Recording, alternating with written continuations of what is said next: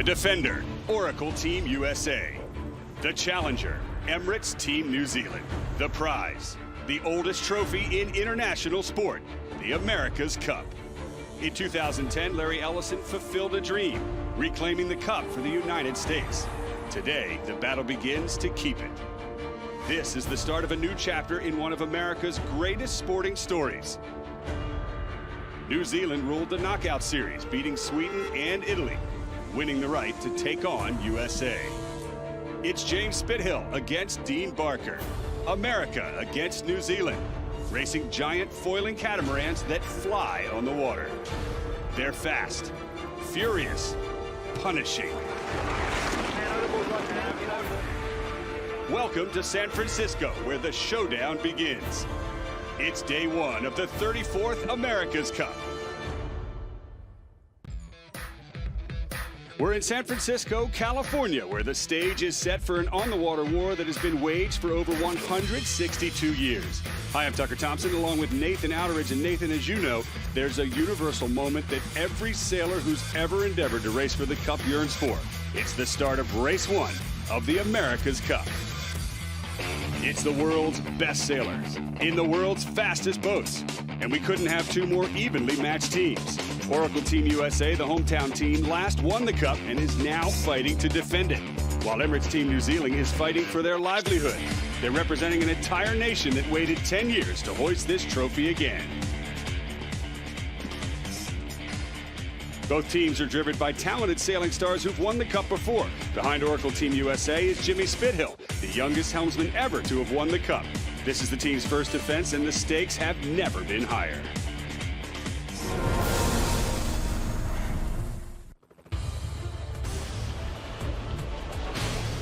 The defender of the 34th America's Cup is Oracle Team USA, a star-studded industrial-sized sailing team backed by software magnate Larry Ellison and headed by CEO Russell Coutts, a four-time winner of the America's Cup.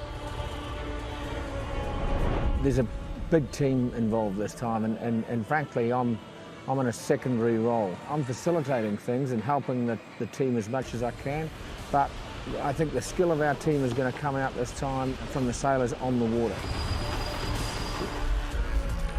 Instrumental on the water is fire starter helmsman and skipper James Spithill, who sailed in 3 Cup campaigns without reward before linking up with Russell Coutts and Oracle Team USA to bring about some radical changes to the event. After we won the 33rd America's Cup, we knew we needed to make some changes. We didn't know what boat we would be sailing, but pretty quickly, once we started sailing the multi-hulls, it was a no-brainer. A lot of traditionalists were dead against it, and even some of the old Cup teams were dead against it, but now all of those guys are converted for life. I mean, you cannot go back after you've sailed a boat like this. As the challenger teams battled it out for the Louis Vuitton Cup, the defender was racing in-house, head-to-head with their second boat. We've got 2 great boats, we've got 2 great sailing teams, a lot of talent. However, racing in-house is different than doing a real race. I think, though, the level of racing we've had has been higher. I mean, the fact is that we've been head-to-head around the racetrack.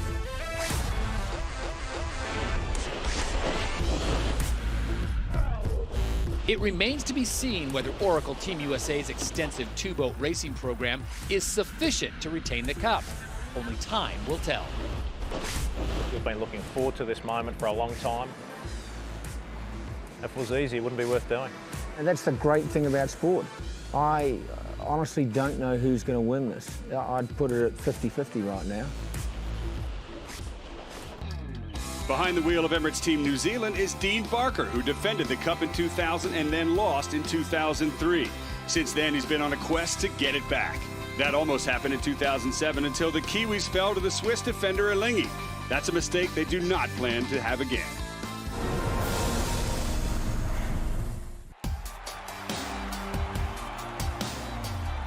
The challenger for the 34th America's Cup is Emirates Team New Zealand, a proudly Kiwi small-scale team headed by the tireless Grant Dalton. The core strength of this team is undoubtedly its culture and its belief and its knowledge that it exists for the simple purpose of trying to return the Cup to New Zealand. Although all-conquering in the Louis Vuitton Cup, the one-sided nature of the Challenger Series could have put the Kiwis at a disadvantage. It's an issue they've addressed with a little help from their friends. I think the lack of racing is not an advantage to us, and they've had some tight, racing, be able to simulate circumstance that might occur on the racecourse, so we haven't seen a lot of those scenarios before. In the last 2 weeks, a week and a half since the Louis Vuitton, we've been able to do a bit of that with Prada, and they've been fantastic, setting themselves up in positions that we've had to work out what to do next. The team's key strength on the racetrack has been their coordination on board, poetry in motion. I think our crew work has been phenomenal in the way we've improved all the way through this process. It's just been, fantastic, and I'm really, really proud of the way the guys have come together and kept pushing hard just to try and be that little bit better. I think from what we're seeing on the racecourse, Oracle's crew work is now there. They got there, just got there, but you only got to just get there, so they're absolutely our equal. But the million-dollar question is, has Emirates Team New Zealand done enough to snatch the cup from Oracle Team USA's grasp? One team's going to be faster, and we hope it's us. Is it close? Maybe. Are we miles apart? Maybe. Are they faster than us? Maybe. Are we faster than them? I just don't know. I really don't know. I know I'm nervous.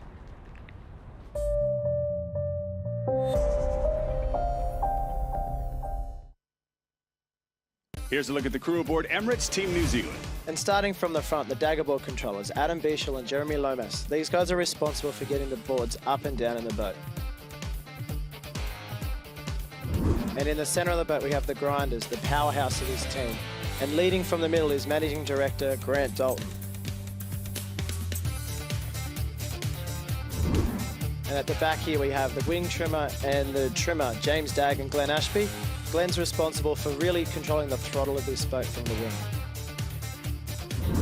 And at the back of the boat here, we have Dean Barker and Ray Davies. What a great combination at the back. Look for these guys to have really solid communication throughout the race course.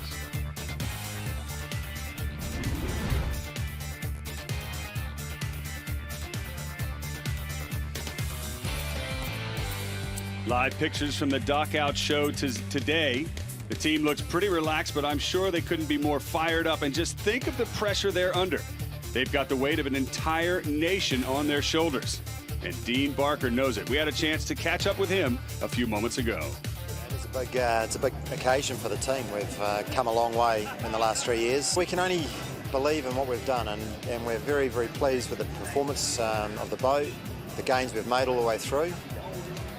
In the end, it'll either be enough or it won't, and it sounds a little bit hard to swallow one way or another, but in the end, if they're fast or faster than us, then it's going to be a very tough series for us. Now let's meet the crew of Oracle Team USA. And the daggerboard controllers here, we have Shannon Falcone. He was a member of the 2010 BMW Oracle winning team at the last America's Cup. In the center of the boat, we have the grinders. Rome Kirby, he's come straight from the Volvo Ocean Race last year and has joined this experienced team and is slotted in very nicely. And towards the back, we have the trimmers here. Kyle Langford, this is the biggest day of his life. He's the youngest member of this team and he's been given the job to trim the wing. And at the back of the boat, we have the afterguard. And look at this team, a great combination between John Kostecki and Jimmy Spittle. Look for JK to make some great decisions as it's his home waters here in San Francisco Bay.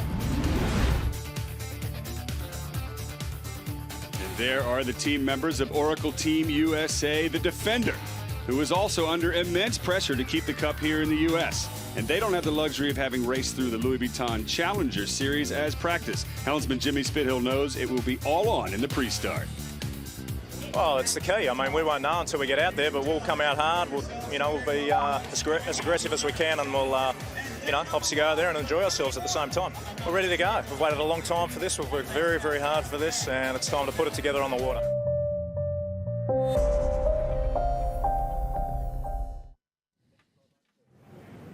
And on the water we go. You can see the pre-start entry box. It's going to be Emirates Team New Zealand to the left-hand side and Oracle Team USA to the right on starboard. And there you're looking at the race committee boat. Regardless, the breeze is up, Nathan. Yeah, it's been pretty soft this morning, but the westerlies just come in now. We've got a nice sort of 16 to 18 knots. It's slowly building, and again, it's flooding again. So, you know, it's going to be a really good day. I think we're going to be inside the wind limits, no problems, and really looking forward to a good day sailing. Today's course is a 5-leg course starting between 2 marks just below the Golden Gate Bridge, and the boats will fast reach into mark number 1. Left-hand turn, they'll head downwind to the leeward gates, where they can turn left or right, then back upwind into the wind direction, and then downwind, a final run around mark number 4 and a high-speed sprint to the finish off America's Cup Park. And here you can see with the graphics, amazing graphics we have here to give you guys on the TV, and you can see it's flooding. And look there at the bottom, there's a lot of relief around Alcatraz there, so expect the teams to be going up the cone behind Alcatraz, and as they move up the course to the top, really looking like it's starting to ebb on the left at the top. So look for a left-hand favourite track at the top of the course. Conditions look good out there. Plenty of breeze for this start of the America's Cup. 16.5 knots, likely to increase. The flood tide coming in under the Golden Gate Bridge, also increasing throughout the day. Both teams are ready. Jimmy Spithill to the right at the helm of Oracle Team USA. Dean Barker on the left. And they look calm, cool, and collected. They do. You know, Dean Barker and Ray have been here many times before, but this is the first time Jimmy's going to do a proper race. So, you know, there's going to be nerves on both teams, but I think they're ready to race. And, you know, as we've seen them training all year long, I think it's going to be a really good match. So there we go. 2 minutes, 43 seconds to the entry into the pre-start. And it's important to note that due to some rules infractions that occurred in the America's Cup World Series, Oracle Team USA has been penalized 2 race points. To win the Cup, they're going to have to earn 11 points to Emirates Team New Zealand's 9. So here it is, Emirates Team New Zealand on the left-hand side, entering on port tack and building speed. Nathan, as you said, 2 minutes, 10 seconds is the port boat's entry time, and that's done for safety. Oracle Team USA will enter the start on starboard at exactly 2 minutes. And we're into the pre-start here in race number 1. Looks like it was pretty good time on distance there, and we'll see Jimmy coming here, and we expect him to jibe. That seems to be the key move. So we'll look for him to jibe, and then it's up to Dean to decide when he wants to lead back to the start line here. You hear the guys talking on board, distance to the boundary, distance to the next maneuver. For each team will head back to the line. The question now on board Emirates Team New Zealand. Will they turn back first? 1 minute 35 to go. And here they go, moving into attack. So big call here, rolling into attack, and we expect Jimmy Spittle's probably going to make an aggressive move here and tack directly in front of him. We'll wait and see what he decides to do. Big decision there. So he's going for the jibe. And I think Dean turned around at the right time there. About 1:30 he started the turn. And let's just listen on board, see what they've got to say. Got to go hot. Okay, he's down a little now. Come on, man, go with it. He can't. He's lost it. Going speed here. He's going over the top. Full speed. 50 seconds to go. The 2 teams converging. Yeah, what we can hear there is Tom Slingsby behind Jimmy saying he's locked. He can't go behind us. He's going to try and roll us, so be ready to defend the roll. And they're still a long way from the line with a bit of time to kill here. Guys, can't get to the boat. Only 13 to kill, Dino. So, Oracle Team USA to leeward, to the left. Emirates Team New Zealand to windward. Who would you rather be? I'm liking where Dean is at the moment. I think he's in a good position. I heard Ray Davies say we can't get locked out at the windward end. So it's a time on distance starts between the 2 boats, and we're about to find out who's faster on each one. So we are just 15 seconds away from the moment where the entire sailing world holds its breath. It's Oracle Team USA to leeward, Emirates Team New Zealand to windward as they approach the line for the start of race number 1 of the 34th America's Cup. All clear. Nice guys. It looked like Jimmy was a little bit late there on that start. Dean did a really good job on the time on distance. He's got his bow forward. I think Oracle still has wind clear, but as you can see here, Dean just seems to be a little faster on the first reach. The wing wash coming off of Emirates Team New Zealand, and Nathan, it looks like they might have a slight edge. Who will get into the zone at mark number 1 first? This moment is huge, and it belongs to Emirates Team New Zealand. Wow, really close moments there, just pushing hard to get around the mark on in front. And once again, Team New Zealand, always first around mark 1, aren't they? And the delta, just a couple seconds, 4 to be exact, and we're on our way, ripping downwind, both boats up on the foils. What an amazing start to this first race. It couldn't have been closer if you tried, and this is the key moment. Let's see who's good at these jobs. We know Team New Zealand are really good. Looks like Jimmy's going to go a little further, go a little bit closer to that boundary, and just do a job not under any pressure. But again, look at that amazing job by Team New Zealand. Happy to go here. Go bottom. Go forward, Simon. Nathan, you were right. The crew work from Emirates Team New Zealand, flawless as you would expect. Now it's Oracle Team USA's turn. Foil to foil job. Yeah, well, these guys have obviously been watching very closely what Team New Zealand have been doing. And, you know, it's going to be a pretty good race here. It looks like the Kiwis are slightly out in front when we go to the overhead picture here. And it'll be interesting to see now a speed difference between the two boats. Looking like the Kiwis are slightly faster at the moment.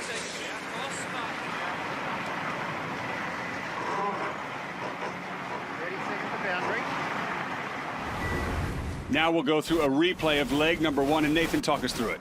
Yeah, it was really tight. I think Dean did a better job on the time on distance, and he seemed to be just a little bit faster on the first reach there, and looked like Jimmy just, you can see the red light there flashing. He went for a protest. He's trying to get a luff here in coming into Mark 1. Didn't quite get successful though.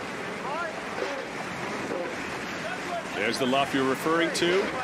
No blood, no foul. Emirates Team New Zealand crosses just ahead of Oracle Team USA. Look at that, incredibly close. And we did say he was going to be aggressive, and these boats are doing 40 knots of boat speed, and that's a big manoeuvre there. You know, you would hate to have the boats come together, but unfortunately that push for a penalty didn't really end up coming to his advantage. Here we go, the first cross on the run. Emirates Team New Zealand has still got it, but only just about 2 lengths in it. Well, we did say it was going to be a close race, and check that out. That's the closest cross we've seen in any racing to date. And I think, you know, they're going to go a little further here and look at a job closer out to the boundary. On board, Oracle Team USA.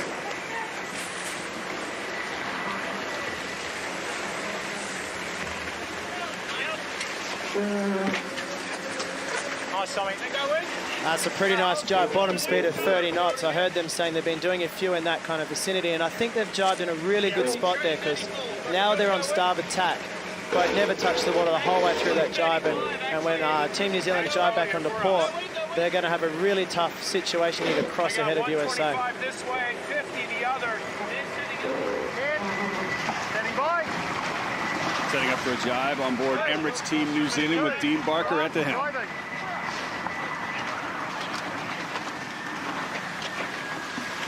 Once again, another nice jibe there, full foiling jibe, but just textbook stuff for these guys. And you know, I'm interested to see how tight this cross is going to be. Looks like they're going to just get ahead of them here.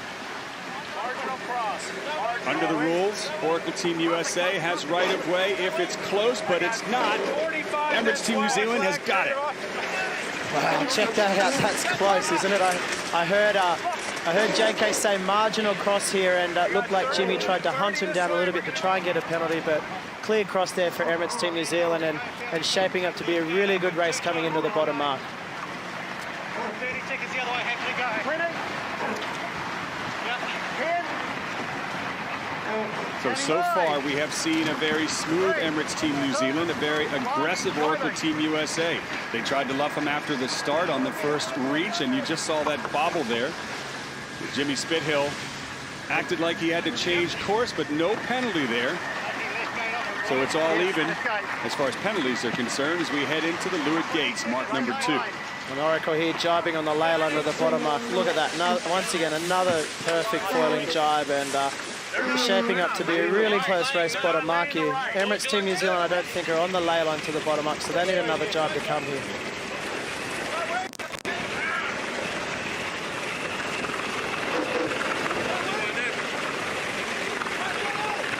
That's a good spot to jibe there by Dean. I think he jibed directly in front of Jimmy, not letting him have any passing moments, and they're going to round within 2 lengths of each other here at the bottom mark. Man, fantastic. Look how close it is.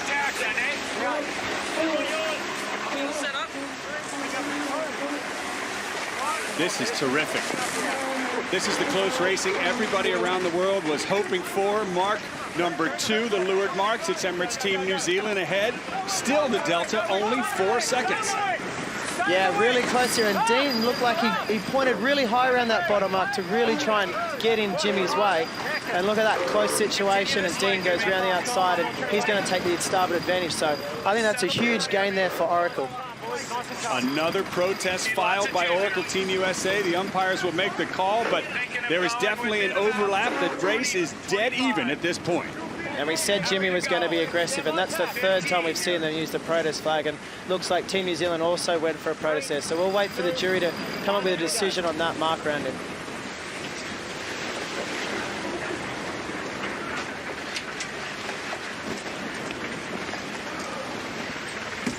Very close now. Both boats head to the left as we take a look at a replay. Here we are at the bottom mark, Nathan.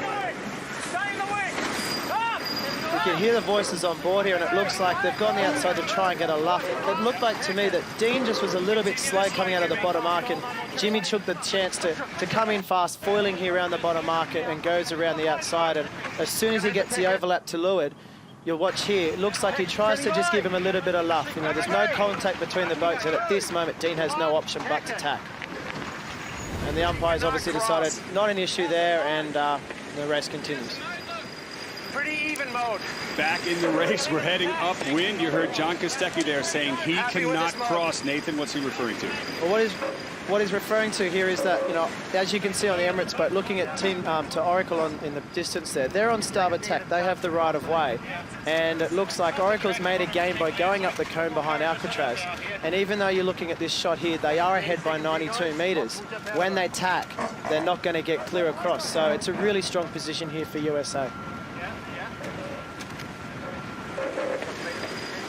Little gains to them. We'll have a look straight out of that. Chance to cross. 10. Standing by in 3, 2, 1, tacking. This is going to be a huge moment in the race. We know they were dead even around the leeward mark.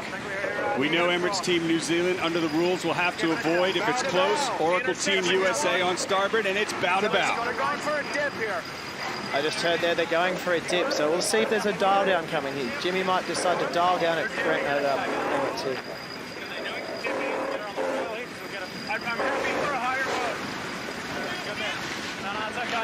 There's the cross. Oracle Team USA have done it. A lead change, and the Americans are now in the lead.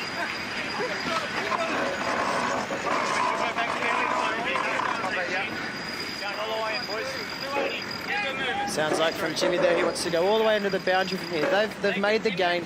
Now the important thing is that when they tack back onto port, that they continue to lead this race. So they need to keep pushing hard here to cross Emirates Team New Zealand when they come back together.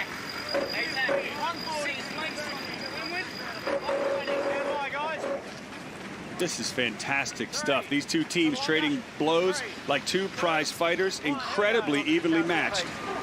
Here comes another cross. Big moment coming here again. I heard, you know, we need to make this cross from the guys on board, and let's just listen to see what happens here. 100% of the cross or not?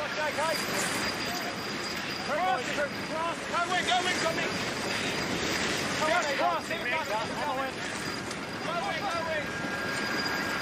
Close cross, Emirates Team New Zealand on starboard. Oracle Team USA have got it. Standing by at 10. That's a very close cross, and extremely important because from here, I think Oracle are going to just extend a little further out into the middle. They know they have the starboard advantage coming back. It looked like the Emirates Team New Zealand called for a protest, and the umpires called no protest, no penalty. So, you know, they're going at it. Both teams are going really hard at it. It's exactly what you expect in the first race in the America's Cup. Just let us know about the mode too, okay? What do you think of the mode, Swingers? All right? Very similar. What you could hear there is Jimmy asking Tom Slingsby, who's right behind him, what do you think of the mode? Because Jimmy, to keep this boat going fast, needs to keep looking forward. You can see how close everything is together on the boat. And Tommy there is facing backwards, always looking at the other boat, and this will be the first chance we really get to see how fast they are together. A little left, but just so you know. setup. Stand by, guys. Please hit. 4, 3, 2, 1. Here we go. Another tack from Oracle Team USA. Potentially another dip from Emirates Team New Zealand, the boat that has to give way as the Americans head to the left of the race course.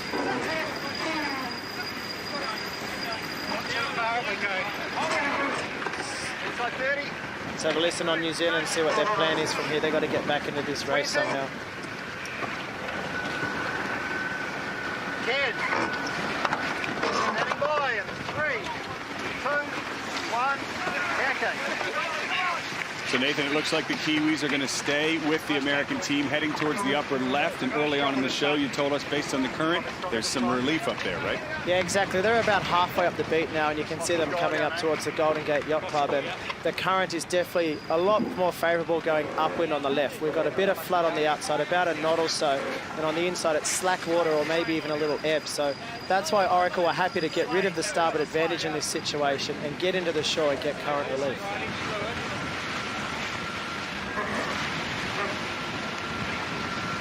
That is a different Dean Barker than we have seen in the Louis Vuitton Cup. His face looks intense, and it should be, considering how this race is going. To me, it looks like they've come offshore a little further. They had no choice, but they've gone out there anyway, and it looks like they've got a little bit of a right-hand shift, and we're going low mode for a while.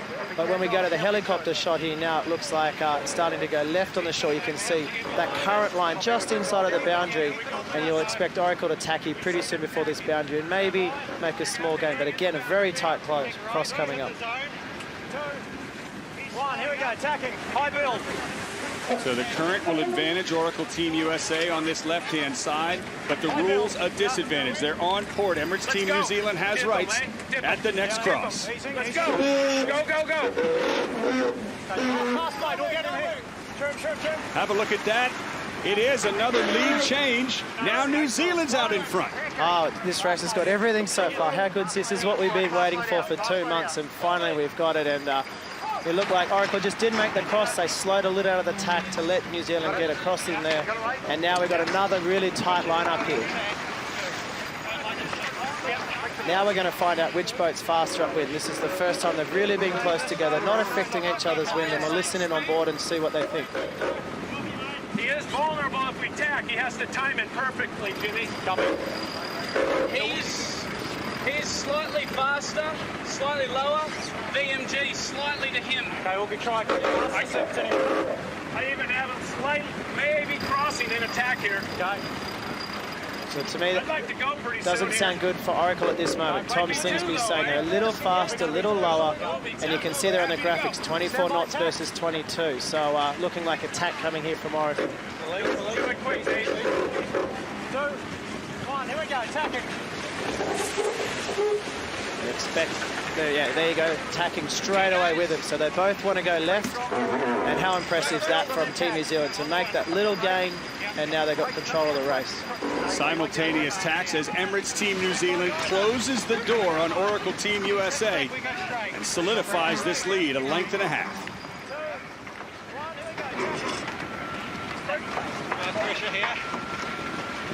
And that forces Oracle to tack out again. So Dean Barker and his crew, they must be really happy with that manoeuvre. Oracle were trying to tack, get to shore and get back into the favoured side, and they were able to cover them, force them the wrong way. And I expect at the next cross coming that Emirates Team New Zealand will have a nice little lead. 6, 7 lengths above us. 10 lengths. Backward. Go back, quick girl.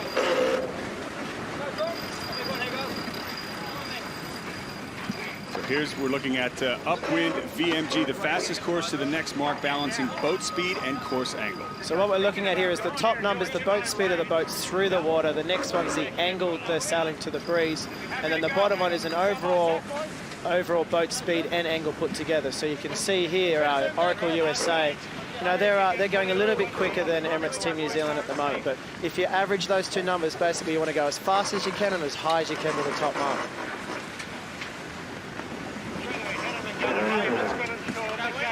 Let's set up here, guys. 10. Getting going. 3. Emirates Team New Zealand looks as though they're getting more comfortable with this lead as they tack yet again. Come on, boys. Stick it in. Going to lay line right. Good comms on board. Yeah, really good comms on board here. You can see they've tacked in a really good position, and you can see the wing wash shot here. It looks like Oracle are just forward of it. They've got wind coming around the front of Emirates Team New Zealand, so they didn't tack in a position to slow the other team down, but they tacked in a position to maintain control of this race, and that's exactly what they're doing, staying between Oracle and the top mark.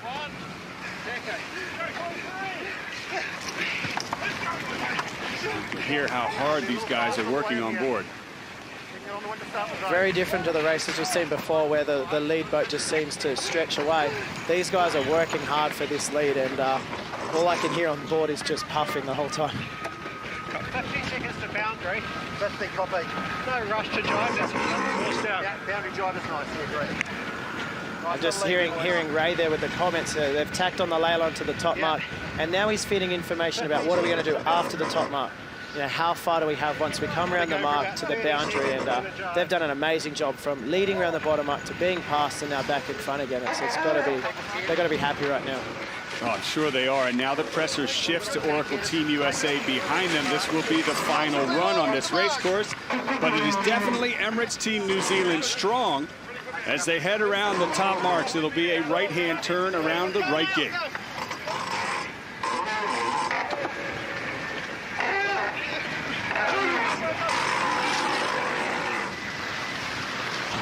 Beautiful conditions out there, isn't it? You know, it's sort of 16 to 18 knots, and the boat ripping around the mark at 43 knots of boat speed. And from here, you know, unfortunately, there's not a whole lot Oracle can do except follow. Another tacky is going to slow them down, and we'll just watch them around the mark here and listen to what their plan is from here. So 4 seconds was the delta at the leeward gate here at the top mark. It is 25 seconds, the delta, Emirates Team New Zealand over Oracle Team USA. 45 seconds. 35. Jimmy Spithill on board, Oracle Team USA. He does not look very happy with this situation. 15. A little bit of a pump on there. Stand by, guys. 10 seconds. Go button, Tommy. Go forward, Simon. You can see here they have to jibe before the boundary. They don't have many options on this downwind. They had to follow around that top mark, and now they're just relying on boat speed to try and make a gain down this run. But you can see there, 39 knots. It's pretty hard to catch a boat when they're doing 40 knots of boat speed. Nathan, put yourself inside the head of Jimmy Spithill. Very aggressive on the start. They were behind. They passed them at the leeward mark. They were in a strong position, but then they've got passed again. Now the view in front of them is Emirates Team New Zealand's transom, and that's got to be tough for Spithill to swallow. It is. It's very tough. You know, obviously they made a mistake on that beat. They let the Kiwis get the starboard tack advantage, and as we saw when they got to the shore, they didn't make the cross. And there's nothing you can do about that now. All they got to do is just keep this boat going fast and just wait for an error to come up ahead. But you know, we've seen the Kiwis sail time and time again, and pretty unlikely that's going to happen. So they're just got to keep pushing here, and we'll listen on board and see what their plan is. Take a little on. Yeah, if you can, Simeon. Little wind. To me, it looks like from this shot, they do sail a little bit lower than Emirates Team New Zealand, so maybe they've got a little bit more wind than the Kiwis.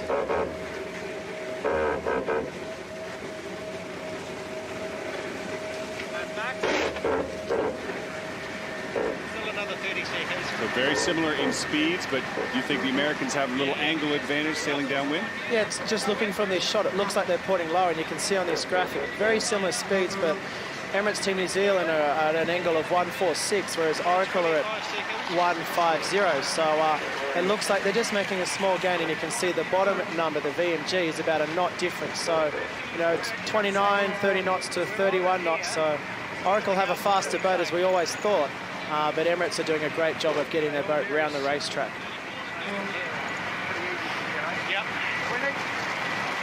Dean Barker told us in a press conference earlier that if you lead around the top mark going into the final run, it's going to be very hard for the trailing boat to pass. He's in a defensive mode at this point.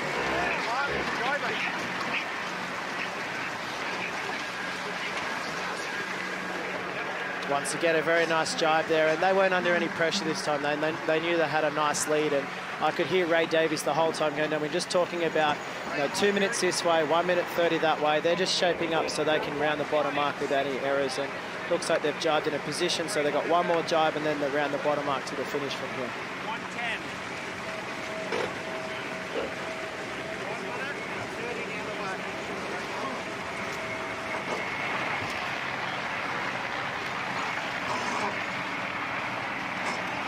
Sounds pretty calm on board now, less puffing, and they're just sort of relaxing into this race. And looking at the boat speeds, I can see on the right-hand side here, it's 40 knots of boat speed at Emirates Team New Zealand at the moment versus a 36 knots from Oracle. So it's pretty puffy out there. The only reason you get those differences in boat speed is because you're in better puffs, and looking like they're just heading down to the ley line out to the left there at the moment. And Oracle have no choice now but to split and try and make a gain going a different direction. Happy to go. Stand by, guys. Go Tommy, go Button, go board, Simmons. Oracle Team USA off to the right-hand side looking downwind. Jibing back into the center of the course, giving chase to Emirates Team New Zealand. New Zealand doing the same, jibing in to the final turning marks. In front of them, the finish line. Behind them, Oracle Team USA. And this is a view that Kiwi fans around the world had hoped to see. An impressive race for the Kiwis so far. Yeah, very solid of these guys. They made one error at the bottom mark and let Oracle get into the race. Then they lost the lead and then they got it back. So they've got to be pretty happy at the moment.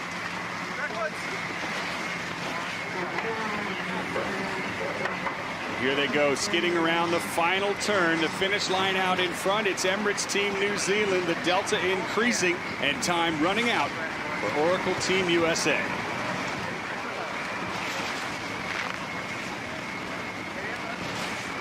You can see some of the new features on their boat there in this shot. They've got these new fairings on the aft of the boat, and I wonder if that's made a difference in their performance going forward. I heard a lot of talk about the additions they've made to their boat, and maybe that's what's just helped them out in those tight situations when they need that extra bit of boat speed.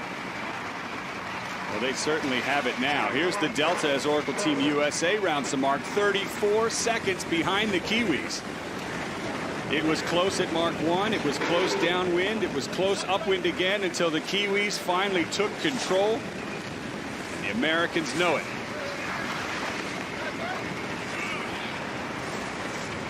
All of the fans here in San Francisco and at America's Cup Park and around the world, and certainly down at that tiny nation of New Zealand, will be cheering huge right now.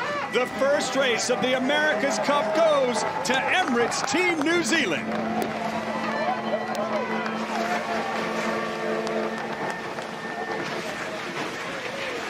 Look at all the fans on shore. Lots of Kiwi flags flying. What a big moment for Dean Barker and his crew. A massive moment, and probably a huge relief for these guys. No one knew exactly how this race was going to go. I guess they all had their thoughts. No one wanted to say in the public that they were confident they were going to win, and looking at that first bit, you can see why, can't you? It was a tight race all the way until the last top mark. Well, that race certainly delivered everything we had hoped for, unless you're a fan of this team, Oracle Team USA. The delta, 36 seconds. Good effort. And an unhappy Jimmy Spithill on board. What a race. Yeah, it was amazing. I was shocked at what happened at the bottom mark. Dean made a little error and let Jimmy get in and get the hook around the bottom mark, and then that set up a really tight beat. And then once they got further up the beat, Dean took his chances and made a gain from there. Dean Barker at the helm of Emirates Team New Zealand. This his fourth America's Cup. Looks calm, happy, and a big sigh of relief. They know they've won this first race, and they definitely earned it. Check out the crowd down there. There's so many people down here to see this race. We all knew it was going to be a big day, but I've never seen that many people in the park, and it's great to see. It is standing room only all the way to the back at America's Cup Park. And if they look like they're close to these boats, it's because they definitely are. Just a few lengths from the fans. Never before has the America's Cup racecourse been brought inshore to the fans, and they're loving it.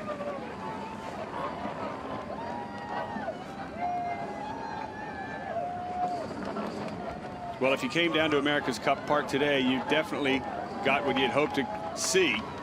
Very close racing, very exciting action. If you're a Kiwi fan, just the right race.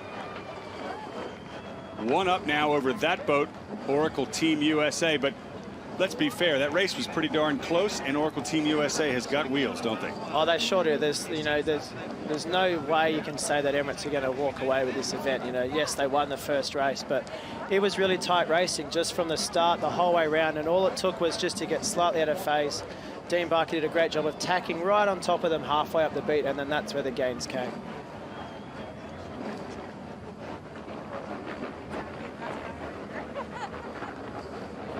On board, let's listen in to see what Dean Barker has to say. Dean, congratulations. I know it's just one race, but it's got to feel awfully good to get this campaign underway.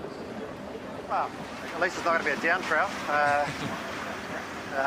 So always nice to get the first point under the belt. But I think what we saw there was one hell of a yacht race, and it's only going to get harder. So we're obviously very happy with the way we sailed in that one. The guys did a really good job, yeah, nice to sneak away with a win.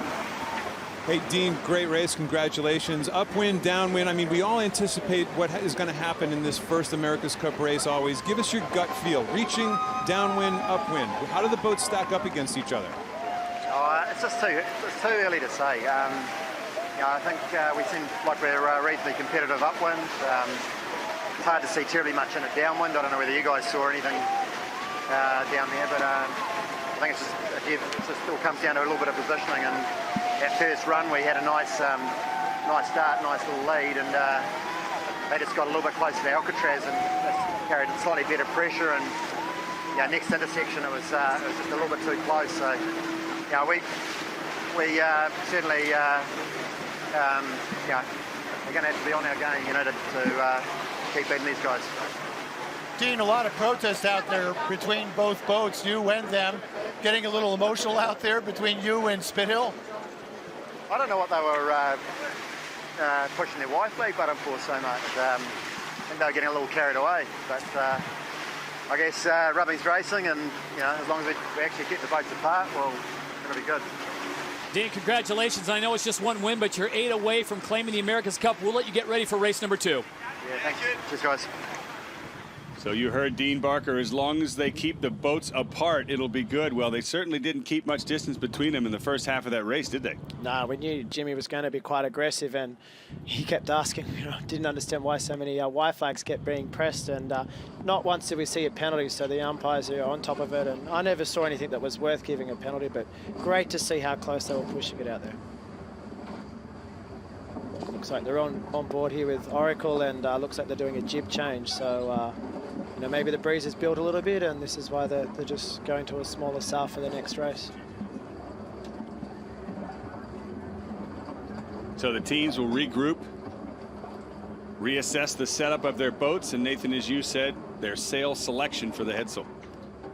It's always a big call what to do before the race. You've got a few things that you can choose. You've got to pick your jib before the start. You've got to decide if you want a code 0. And this morning there was a lot of talk about the code 0s being used, but obviously the code 0 being the larger Gennikers that they put up for the downwind run. Exactly, yeah, the downwind sails, which seem to be around the 8 to 10 knots wind range, is when you would want to use it. Anything under that, and as we saw it there, the breeze built up for that, so no need for that. But now it's a tough call on what jib to use, and Oracle obviously made the choice straight away to go to a smaller jib for the next race, and they've got the shore crew and all the support team on there helping him out, and I guess the guys at the back of the boat, JK and Jimmy, are going to be having a bit of a chat and a think about what mistakes did we make in that race? Why didn't we lead around Mark 1, and what can we do better? And these guys are professionals, so it's not going to be an issue for them. I expect to see them sending it again in the next one.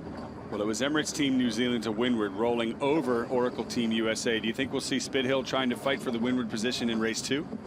Yeah, there's a good chance. We saw that Oracle were entering on the starboard tack, and in typical match racing that would be the advantaged end, but when you enter on port with the new rules and the way they offset the line and the 10-second advantage, it allowed Emirates Team New Zealand only to make one manoeuvre. They just had to do one tack around, and then that forces Oracle to make a tough call whether they're going to lead them back and be early or have to go past and follow. So this race, I think we're going to see Oracle entering on port, and it's their turn to make the first decision in the pre-start. Well, we're going to go on board with Jimmy Spithill, the helmsman of Oracle Team USA. And Jimmy, what an amazing race. The boats were incredibly close. What are your thoughts on your boat's performance versus Emirates Team New Zealand? I thought it was very similar. I thought both boats very, very close. We had a couple of incidents, you know, a few protest flags, and yeah, a great race, really. Yeah, Jimmy and Nathie, I was really impressed to see how close the racing was and how aggressive it is. And obviously a lot of YFACs being pressed out there in the first race. You happy with all the umpires' decisions, or you got a different idea of it all? No, I mean, look, it was pretty close. All the calls were a little surprised here and there, but I mean, all in all, it was. I think it sort of evened out, and yeah, it was a great little battle. And looking forward to the next one. Well, Jimmy, speaking of the next one, what are you planning on doing differently, if anything, in the next race? Well, winning it, of course. Will you take a different approach on the pre-start, leeward position, windward position? Yeah, we actually thought we might have just got round there, but they were obviously able to accelerate a little better just before we got to the reach mark there. So, yeah, we'll have a look at it this start, but we're expecting a tough race. I think it'll be like this the whole series, and we're going to see if we can get out there and get the afternoon race. Well, it certainly is fantastic for us to watch you guys down on the water. Good luck in the next race, Jimmy. Thank you.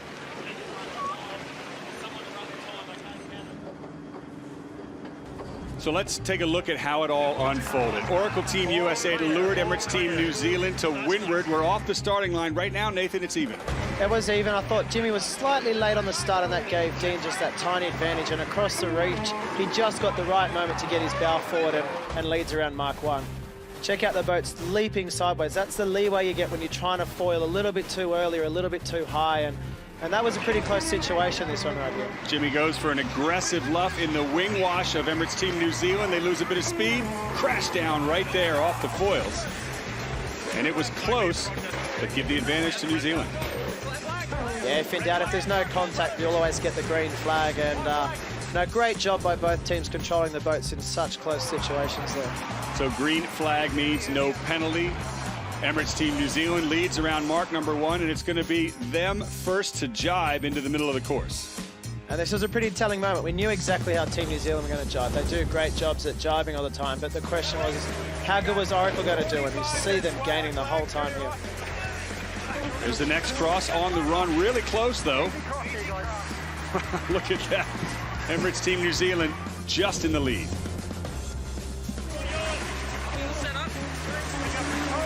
Now heading into mark number 2. Looks comfortable for Emirates Team New Zealand, Nathan, but it wasn't. Yeah, it looked like they just didn't get the turning quite right. And you can see how much they slow down there when the windward hull touches the water. I guess they're defending a high position here, and that lets Jimmy get down on the outside of him and forces them into attack because they're luffing here. Really close situation. And maybe a tiny error from Emirates Team New Zealand giving Oracle a little chance there. Upwind, the game still very close. The teams trading sides and trading leads. Oracle Team USA is in front at this point. New Zealand crosses behind. Next cross, and Emirates Team New Zealand has the lead. It's interesting. The boats were trying to get to the left-hand side of the course all the time, and you can see there, Emirates did a little bit of a dial down. They came down on them and the boat started to foil. So they knew they had the starboard advantage and had to, and that was probably the critical moment in the race. Well, they took that advantage into a big lead. Race fans were quite happy, particularly the New Zealanders. Emirates Team New Zealand takes race number 1.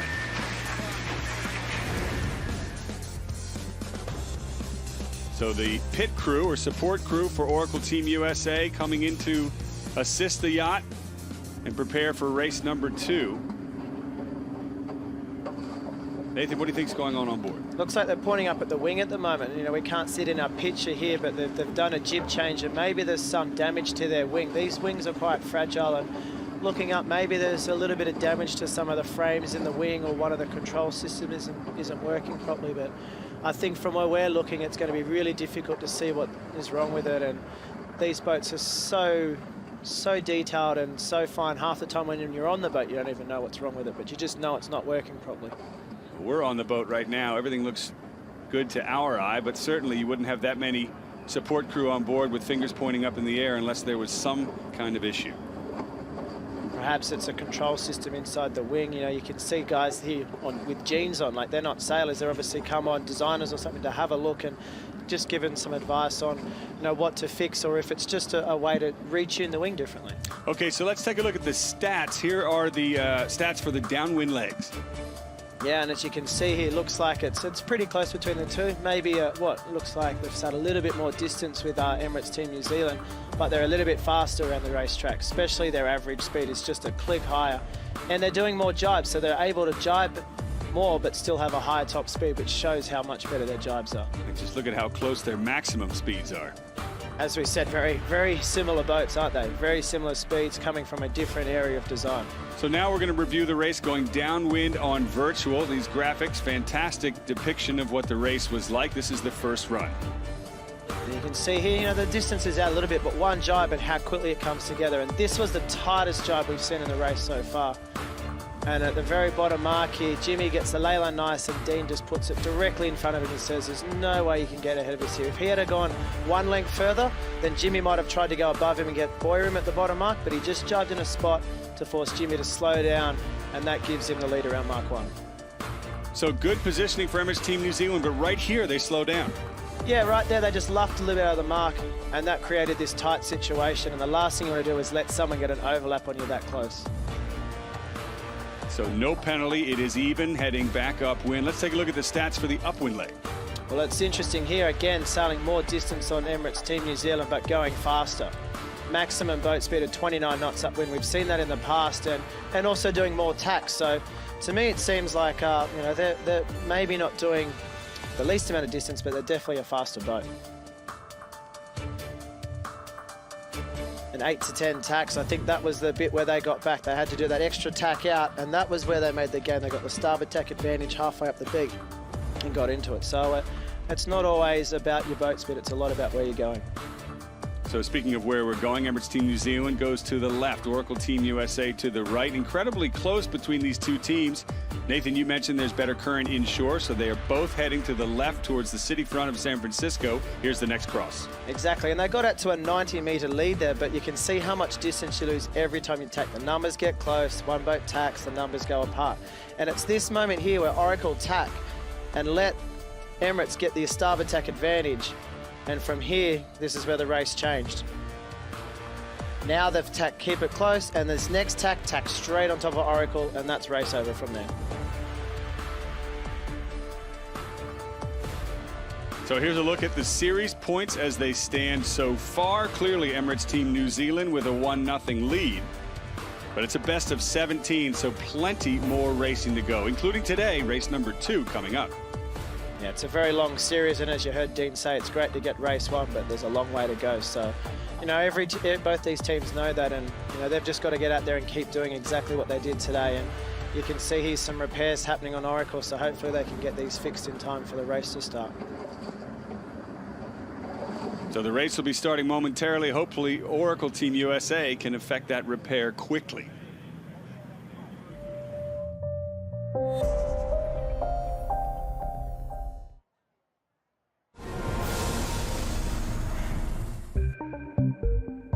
Tides on the America's Cup course play a key role in a team's tactical game. Vast amounts of water stream out of 2 huge bays each day, which is the ebb tide, and then Pacific seawater rushes back on the flood tide around 6 hours later. In the 1950s, the U.S. Army Corps built the Bay Model Simulator, and America's Cup defending tactician John Kostecki took us there for an insight. This is one of the best venues in the world to race sailboats. We have strong winds and these challenging currents, and an exciting place here along the city front to watch all the racing. The Bay Model speeds up the tidal cycle by 100 times, a useful tool for John Kostecki, who's raced these waters for 45 years. We're looking at the Bay Model. You know, you can really see the different contours and the depths here, and how the current is really changing and is different, you know, every minute. There's that incredible amount of water that rushes in through the gate. The difference in speed over the ground can be almost 2.5 knots from the right side of the race course to the left side of the race course here. We'll have a little play around here, look at some of the different strengths. And so here it's an ebb tide, and you can quite clearly see here it's running, you know, a lot less speed than out there in the middle. It's quite interesting having Alcatraz as part of the racetrack. And it really comes into play because on flood tides, which we have right now, you can see that the die doesn't really move away from the island. You see Alcatraz Island right in the middle there. With this flood current, that's where all the big relief is on the race course. You see those 2 quick tacks that both boats did? It's really a San Francisco Bay playbook. You have to play the tidal cone behind Alcatraz. Most spectators will be able to recognize that there is the shallow area because the water really gets kicked up and you get some rough waves, sometimes breaking waves in that area. And at times there's an acceleration here in the shallow area. You'll be looking at maybe playing this city front area after you play Alcatraz, also for relief to get out of the flood current. And yeah, it's challenging, exciting, and you know, fun to compete and fun to watch. It's probably the best venue in the world to have a sailboat race.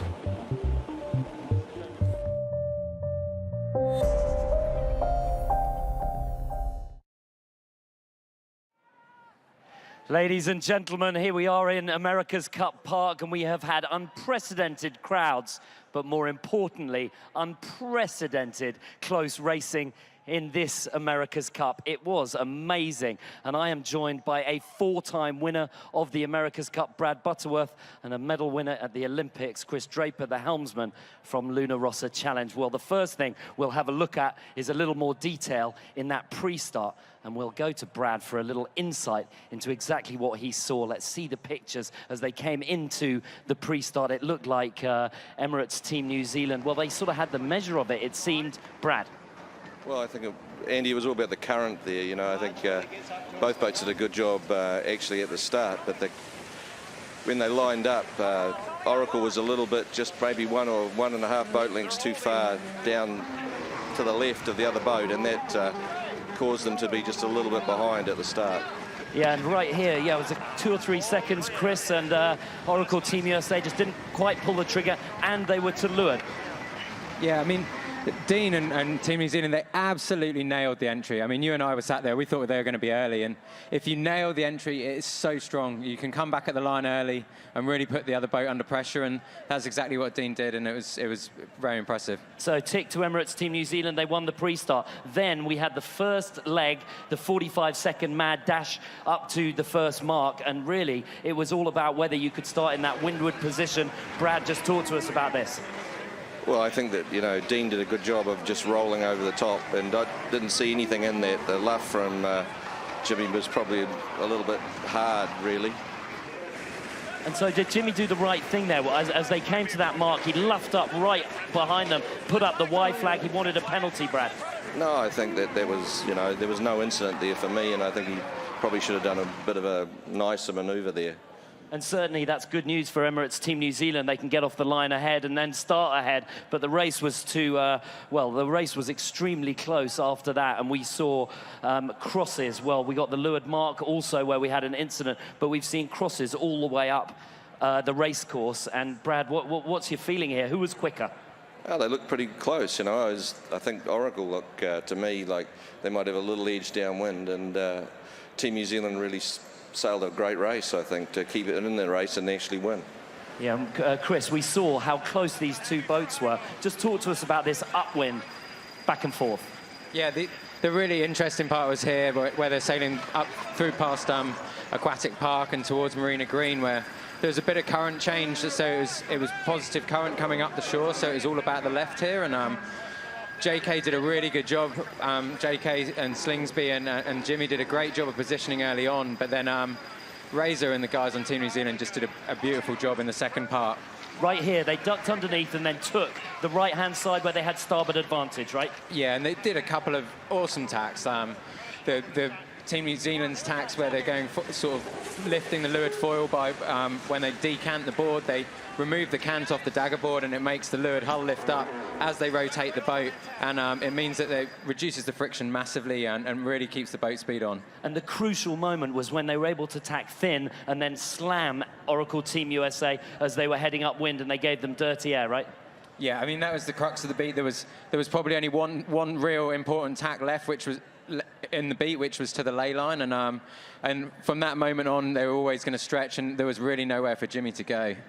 Okay, and if we can go down and have a look at the leeward mark rounding. Brad, you can talk to us about this. There was another Y flag from Jimmy Spithill, and he got in real trouble. This was the first Y flag here. He luffed. Talk to us.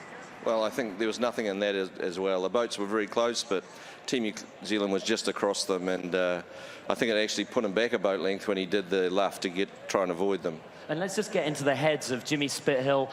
You know, he'll be struggling right now. No, I don't think so. These guys are professionals, you know. He sailed the boat very well, and I think he could actually go a little bit faster. And clearly a chance. Oracle Team USA are by no means out of this. It was very close. Very close. I'd say it was a great race. And so in the next race, we've got it coming up in just a few minutes. You'd be looking as coach for Oracle Team USA. What would you tell them they got to do? I wouldn't change much. I think they'll get a chance to start probably a little bit better, and he'll... you know, there's a lot of races ahead of them, and, you know, he could easily change. Chris, the windward berth at the start, is that going to be crucial for the next race? It's uncertain. It depends on the angle of each one. But certainly, Oracle Team USA have got port entry. Like Brad says, I think they're going to come with a great start at this one, and they'll be on the front foot. Well, we saw a few pre-race nerves on Oracle Team USA, and we have a little picture of an incident that occurred just before the start when one of their crew members, Joey Newton, fell off the boat. Would you believe it? There is a man, there he goes, on the leeward hull, a man overboard incident. Well, we'll try and play that again for you, but that is Joey Newton right there if you missed it. Here he goes, running across the side of the boat. Oh, slip, boom! Straight in the water. It's cold and wet, unlike the racing, which is hot and close. There he goes, Joey, just taking an unceremonious dump. He gets put in the boat, and remember, you do not get a penalty if you lose anybody off the boat. So they got no penalty. That was pre-start anyway. Is that nerves, Brad? Well, it looked like he just slipped to me. Looks pretty slippery on that thing. How do you fancy being out on the boats? I think I would have gone over a lot earlier. Yeah, very good. Okay, well, Chris, just talk to us about the next race. Oracle Team USA have got the advantage on that port start entry. Yeah, they have. I mean, I hope it's as good as that one. I mean, that was an epic race, so that was exactly what we wanted to see. The boats were super close, and I think we're going to see this more of the same. Both teams, the nerves will be out the back a little bit. They'll realise that the boat speed differences. They've answered a lot of the questions for us, and it's going to be about racing, which is just and one more brilliant. quick piece. We've seen, in addition to the back of the Oracle Team USA boat, they've got what the New Zealand boat. We've got what Grant Dalton calls the pie warmers at the back. Look at those two spoilers at the back. Chris, what are they doing, and why have they got them on there? I'm not really sure. I mean, I think one theory is it's a little bit more area. Effectively a bit more wing or sail area, but I think one of the other things is sort of redirection. The seal underneath the wing between the main wing and the underwing fairing and the deck increases the percentage gains hugely. Okay, super. Brad, who's going to win the next race? Whoever wins the start. Whoever wins the start. Okay, well, that was wonderful, fantastic, amazing. We haven't seen close racing like that in the America's Cup for many, many years. It's a mouth-watering battle in prospect. And up next, race number 2.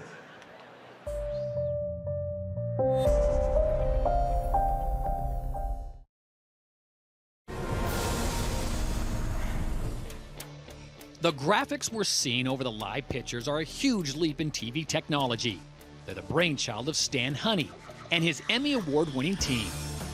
Sailing, the objective is really just to make the sport more accessible to non-sailors. Without the inserted graphics to make it easy to understand, who's ahead, who's behind, who's gaining, who's losing, without that, sailing has a pretty high hurdle to get to where you can understand it well enough, where you develop a real commitment to it. AC Liveline works by tracking the boats and cameras through precision GPS, then crunching the numbers to superimpose that data onto our TV screens. Stan developed this technology while at Sport Vision, which he co-founded, for NASCAR and American football. But no one had done it from a moving platform. Technically, the biggest challenge in sailing was the fact that the camera's in the helicopter. And all the other sports we've done, where we've done inserted graphics into the real world, the camera's been mounted on a tripod. In sailing, the camera's in a helicopter, and the helicopter is far away and it's moving all around, and then the camera is moving relative to the helicopter. And so that required us to measure the camera position to a couple of centimeters, and then the camera orientation to 1/100 of a degree. Data is also beamed back from several fixed points on land. One of our access points is on the Alcatraz Light, which has a good view of the race course, but unfortunately it also has a great view of the city, so it's subject to a lot of interference. But in San Francisco, I think we have 7 or 8 different access points set up on the different piers and on Alcatraz. During racing, Stan's team checks the accuracy of all the data and offers the TV director options for analysis. While they're focused on a complex job, it's you, the viewer, who they have in mind. One of the things about sailing that has been a frustration for many years to communicate sailing is the fact that it's a race, but yet boats are going in completely different directions. And fans struggle with that. If they're racing, why don't they go the same way? But yet, when you show the field of play and you show the 100-meter lines, people instantly see, oh, I get it, that boat's ahead, that other boat's behind. And then it's very natural. They very naturally start to understand, oh, they can't go straight. They got to go one way or the other, so they tack back and forth. AC Liveline is now key to the event. Race officer John Craig uses it to set the course, and the umpires base their accurate, real-time calls on the data in their computerized cabin. Two of the things that we're hoping to get solved is to show how the current affects the boats, and to show how the sailors are using their own turbulent air to affect their competitors, and what the limitations of that technique are on boats that sail faster than the wind.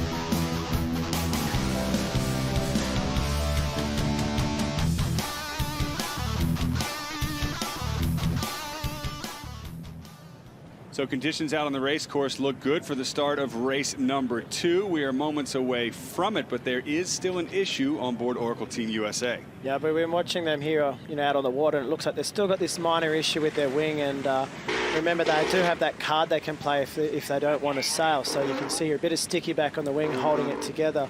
Not 100% sure. Looks like the Kleiser's busted, and that's going to slow them down slightly. How big of an issue could that be, considering the power and the sheer loads that wing is under? Could it delaminate? Well, you can see it is a bit of an issue. Everyone's always looking up at it. You can see how much attention everyone's placing on this wing. And if it blows out, the whole wing could blow the trailing edge out. So it is quite a big issue. Well, we're going to get ready to race with that wing either way. And let's have a look again at the race course. It's another 5-leg course starting between the 2 marks just below the Golden Gate Bridge. Hard left-hand turn sailing downwind to turn number 2, the leeward gates. They can go left or right, back upwind, around the windward gates, and then back downwind for a final right-hand turn and a sprint to the finish off of America's Cup Park again. And as you can see here, the flood's starting to slow up, and we're starting to get a little bit of ebb on the shore. You can see on the left-hand side of your screen down at the bottom, it's ebbing, yet up at the top, it's still flooding on the right. So maybe not as much of advantage of going up the cone on the right-hand side at the bottom mark, but expecting to see them tacking up the left-hand side of the shore again. Back out on the water with both helmsmen. Jimmy Spithill to the left, Oracle Team USA. Dean Barker to the right. A lot calmer than we saw in the first race. He's got 1 point over the American team.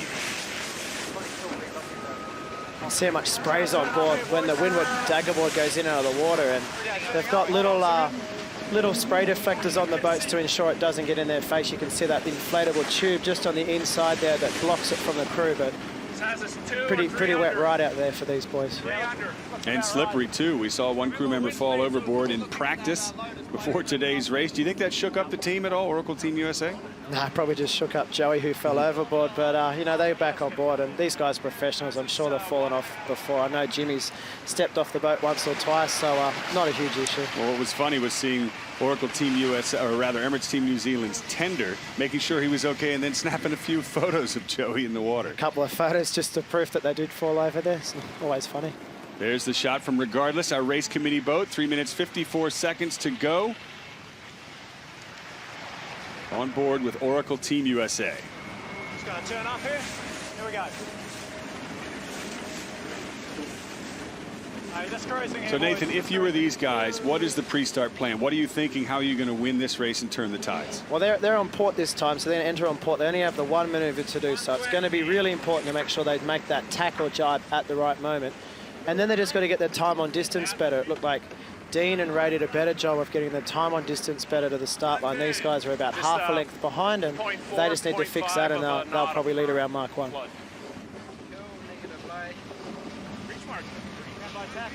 Just going to tack onto lay there. So we're coming up on the 3-minute mark for the start of race number 2, day number 1 of the America's Cup here in San Francisco, and the breeze is up. Flag number 4 went away. That means we are less than 3 minutes to go to the start. As you can see, they've swapped sides this time on board here. Emirates Team New Zealand sitting out on the right-hand side, so they're going to be entering at 2 minutes, whereas Oracle get the 10-second advantage. And it'll be really interesting to see if they have the same strategies or if Jimmy's going to be just as aggressive when he's on the port tack. We've said time and time again that the boat that enters on port from the left has an advantage. Nathan, in the pre-start, how much do you think that'll help Oracle Team USA in the second race? I think that'll be a big help to them. And you know, Chris Draper made a good comment in the halftime show about how good Dean Barker and the boys did about entering spot on the 2 minutes 10.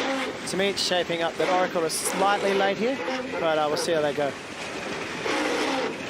So 2 minutes 10, the time they're supposed to enter the line. 2 minutes 4 seconds is when they do. Oracle Team USA into the start box first. At 2 minutes, it's Emirates Team New Zealand next on starboard. Here we go, the pre-start of race 2.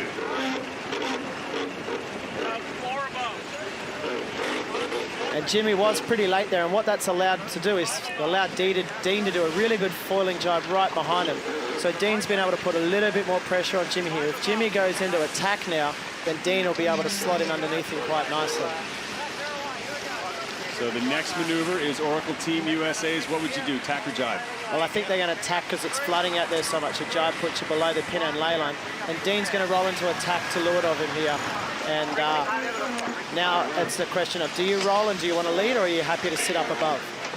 Well, we saw Emirates Team New Zealand starting above in the first race. This is sort of a repeat of what we saw in the first start, but the opposite. Now it's Oracle Team USA reaching over the top of Emirates Team New Zealand. 1 minute to go to the start, and Oracle now has set up for the leeward position. Yeah, well, Oracle went for the roll there, and looks like they might have gone slightly too aggressive because they've now let Team New Zealand a little bit ahead of them. And these boats are hard enough to sail at the best of times, but when you're engaging in pre-start activities like this, you can see the whole time how low Oracle's bows are over the water.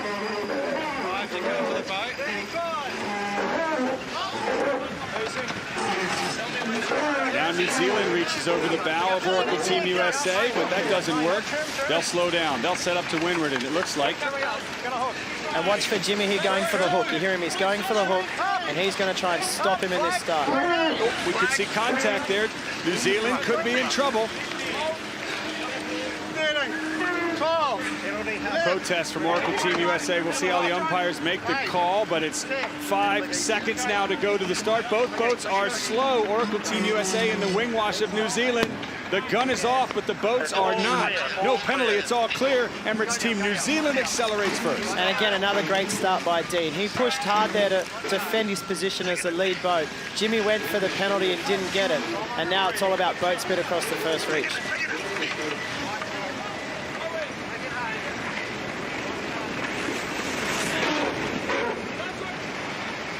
On board Oracle Team USA. Can they hang in there to leeward of Emirates Team New Zealand heading into mark number 1?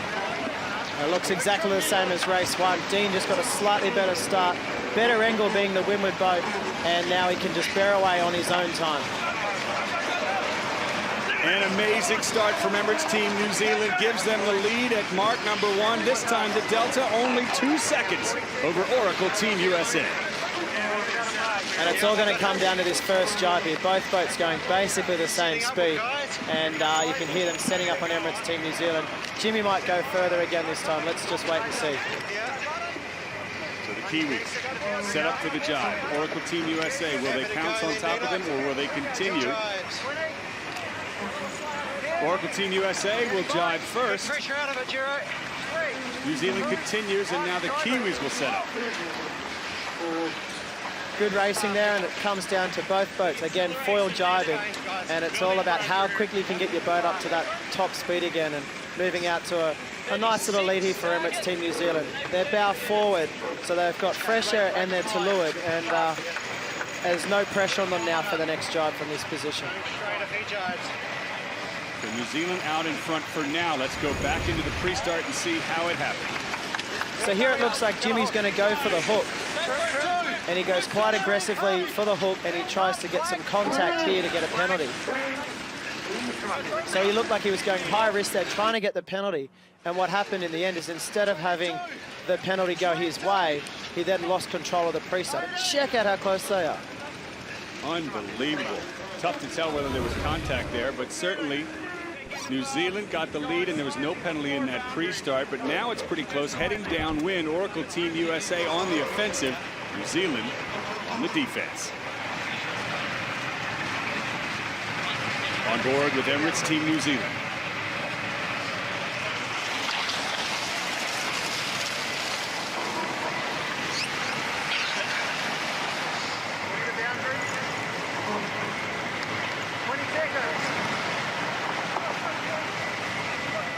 Okay, they're setting up to jibe here near the boundary now. Both boats will jibe at the exact same time here. Oracle just went slightly early, and again, Emirates Team New Zealand jibing to leeward and in front, and that's a really strong position tactically there from Ray Davies.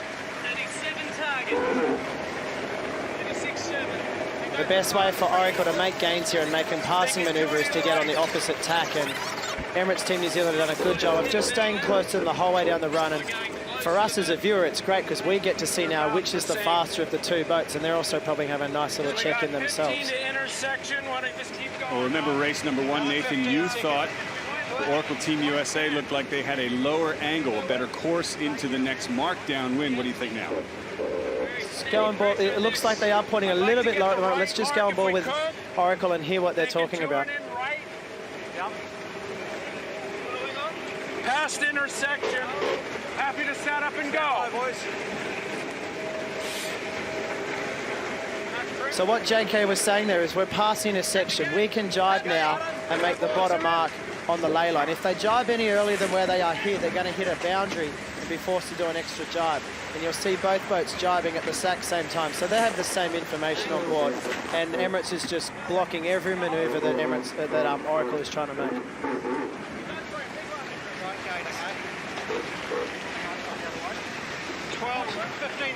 Looks like Oracle Team USA a little bit faster. Going a little bit faster, but both boat speeds jump up and down. Like they'll sit at 39, 40 knots as their top speed and then a bottom speed of 36. So it's keeping it in the groove. That's the job of Glenn Ashby and Dean Barker and Emirates Team New Zealand, to keep the boat going as fast as possible.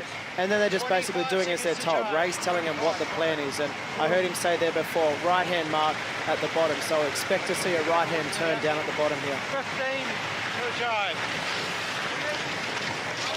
10, 9, 10. So a right-hand turn looking downwind means they're going to want to head left, looking upwind towards the Golden Gate Bridge, right? Exactly, and as we saw from that current graphic earlier, it looks like there's a little bit of an ebb or a current going against the wind, so that's the favoured way to go up the beat now. So New Zealand is in command of which way to go around the leeward gates. It'll be a right-hand turn around the left-hand mark, heading inshore in the lead over Oracle Team USA. These boats in race number 1 were a bit closer at this bottom mark, just coming off the foils there. Oracle Team USA around 7 seconds behind. A little bit of a wobbly bottom mark running there. It's really difficult to do those bottom mark runnings because you got to adjust the foil rate quite a lot as you go around, and it looked like they just had a little bit too much lift on the foil and did a little wheelie just before they came around, and then the windward hull comes crashing down. So I'd like to try and continue hold here for a little bit, okay? Talking about Nathan. Yes, exactly. It's just a little bit too much lift there on the foil, as we see on the replay here, and you can just watch on board one more time. Watch the windward hull crash down, and that's never a good feeling as you're rounding the mark. You want to keep these boats nice and smooth. The smoother you can be on board these boats, the better they're going to travel. So the delta was 7 seconds. That slowed them down for sure, and I'll bet the delta's a little bit more to Emirates Team New Zealand now. We all are immersion, right? John Kostecki calling the shots for Jimmy Spithill. What are their options? Well, their options here is they're trying to sail a high mode. They've come around the bottom mark. Both boats are on starboard tack. And their whole goal here is to try and keep the boat as high as they can to block Emirates Team New Zealand from tacking. You can see the current here is pushing the boats back up when they've just come into the ebb now, which is going up against the wind, and you can see here both boats sailing slow. 20 knots is a slow mode for these boats upwind. If you can call that slow, If you can call that slow. Whereas a low mode might be 25 or 26. So both boats sailing as high as they can, and I expect they're going to get to the boundary, and the Emirates Team New Zealand will use the boundary as the right of way to come out on port and make the cross. You can see that boundary to the upper left-hand side of your screen. That's new in this America's Cup.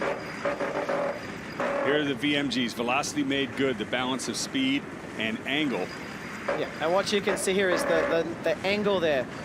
38, 39 by both boats. They're really squeezing it into the wind as much as they can here. And their VMG boat speeds are fairly similar. I think Emirates Team New Zealand's probably slightly quicker here.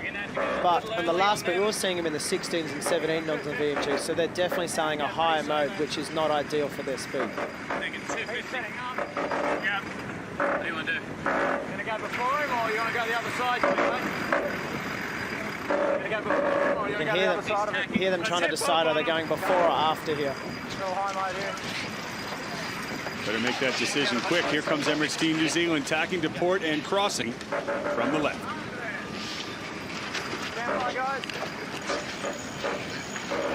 That mode was good before, Dino. Would have been a simo with him. So you can hear that Ray Davies saying to Dean Barker he was really happy with the mode we were sailing, and now we just want to simo them. That basically means we just want to do exactly what the other boat's doing. We're in front.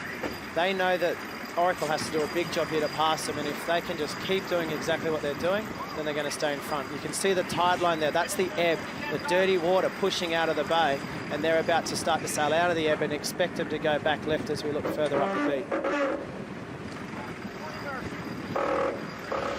Staying on the inside. On board, Emirates Team New Zealand.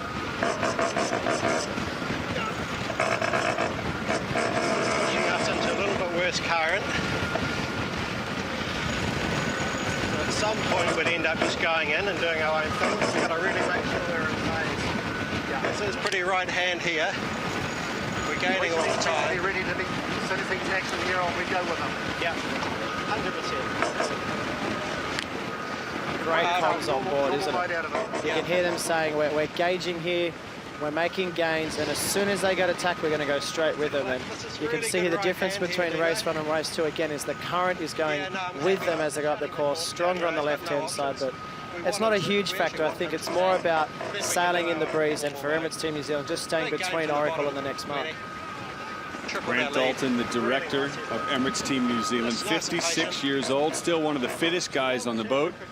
Off the water, he's in charge of this team. On the water, he's on the pumps, the handles, the grinders. Here comes attack from Oracle Team USA. You'd expect Emirates to go straight with them based on the conversation we just heard. And just as you said, Nathan, it's Emirates Team New Zealand's turn to tack and protect their lead over Oracle Team USA. Both teams heading back to the left inshore to that favorable ebb current.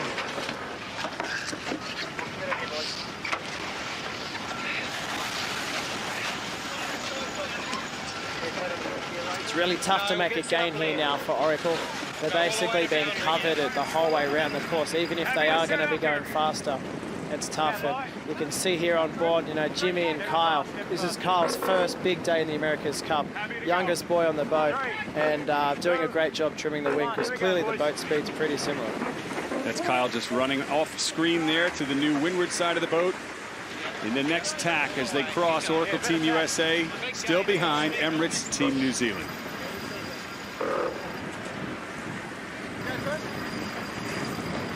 That does not look like a very happy Jimmy Spithill. No, it doesn't. You know, last race was much closer than this, and this race they're behind by 260 metres and really not having much of a chance of getting back into this race with the way that the Kiwis are sailing. And he's just got to be thinking, all right, we'll just keep pushing here and just keep waiting for our opportunity. So Oracle had tack. Now it's Emirates Team New Zealand's turn to check back into the middle of the course as the fans are treated to a fantastic view off of Marina Green in the America's Cup Village, halfway up this upwind leg. And looking at the tacks just from you know, the shots we're seeing here from the helicopters, amazing pictures. It looks like Team New Zealand are tacking slightly better. What you can see is they have a self-tacking jib as opposed to Oracle, where they have to keep tacking the jib, and it looks like every tack Oracle's jib's just flapping a little bit too long, and probably that setup or that decision was made a year ago, and looks like Emirates set up for better boat handling in terms of ease of sailing the boat. And they're also managing the boards really nicely in the tacks. Every time they tack, they seem to be foiling that hull right around, and I think that's where the gains are coming from at the moment. Okay, stand by. 3, 2, 1, here we go. One of the biggest splits we've seen in the race so far. With these new course boundaries, you can't really bang the corner. You can't go all the way out to one side or the other like you could in previous American. No, exactly. The boundaries are brought in nice and close, and there's no banging the corners out there on this race course. They might go boundary to boundary, but you know, they all know which way they want to go. They want to go on the left-hand side, and they're just tacking up the shore. And here we see a quick glimpse of foiling upwind, and obviously a right-hand shift here, so they're putting the bow down, trying to get the boat to go fast and get back into the advantage current. On board, Emirates Team New Zealand, the prod cam on the bow. You can just see that leeward hull on the right-hand side, jumping out of the water a little bit. That's the upwind foiling you were referring to, Nathan, right? Exactly. Just trying to get the leeward hull out of the water. Every time that leeward hull's in the water, it's extra drag. And we've been seeing them practicing this throughout the Louis Vuitton series.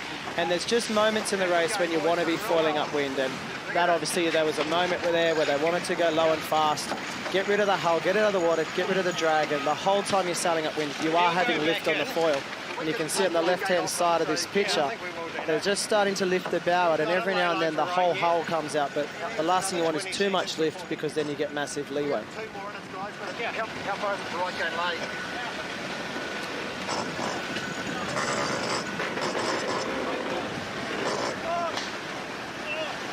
20 seconds we can get to right gate lane.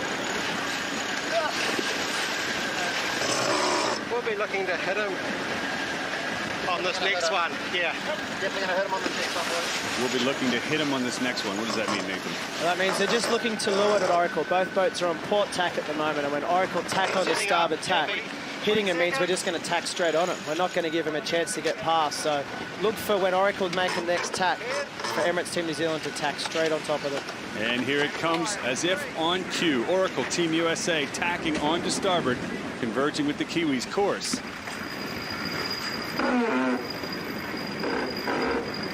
And there it is. The Kiwis also tacking as per plan. Now both boats on starboard heading to the left. The next turning marks gate number 3 off in the distance. And here it looks like they're shaping up for another right-hand turn at the top mark. So not many options here for Jimmy to get it past, and let's just keep an eye on board of what their plan is from here. One and in right. Feel like one and in right, boys. So it sounds like both teams have the same plan. One in right means one tack, and then we're going to go to the right-hand mark looking upward.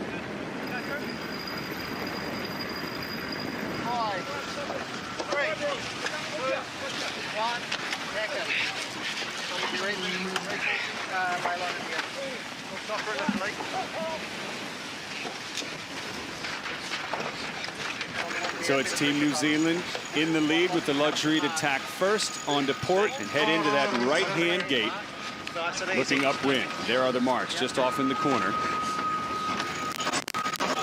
Strong position for Emirates Team New Zealand. And just like you said, Nathan, Oracle Team USA has the same plan, right gate, right-hand turn.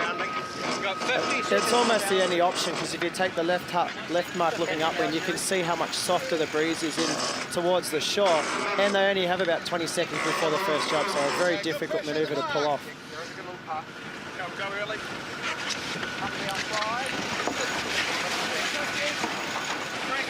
Listening in with Emirates Team New Zealand. Race 1 of the Louis Vuitton Cup Finals. This moment right here, they dug both bows in, but all comfortable on board the all-Kiwi boat as they rip downwind and pop up on the foils. Out in the lead.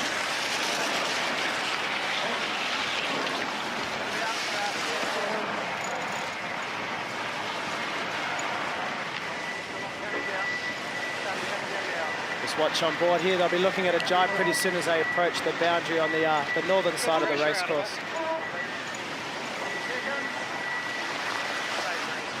Well, as the time in this race decreases, the time for Oracle Team USA increases. The delta between the two boats in the bottom right-hand corner of the screen. 40 seconds and counting. Now it's Oracle Team USA's turn. Right-hand gate. As they start to foil downwind. The difference, 46 seconds.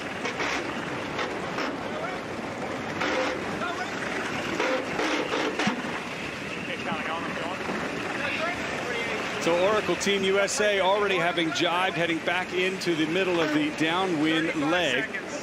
Or Emirates Team New Zealand, rather, out in front. Oracle Team USA running out of options. Nathan Outerbridge. It's tough from here. They don't really have any options, as we saw at the top mark. Both teams wanted to go right and right mark, and they just end up sailing to the boundary here, as we can see, and their tracks are going to be basically the same. They just have to follow because there's no passing lanes at the top of the course. Where we might see something interesting happening is halfway down the course, but once you get this far behind, it's pretty tough for them to get back into the race. Foil to foil jibes, a thing of the norm in this America's Cup. A beautiful job for Oracle Team USA, but is it too little too late? There is the difference in the view from on board the American boat as the Kiwis rip downwind for the last time, heading for the finish.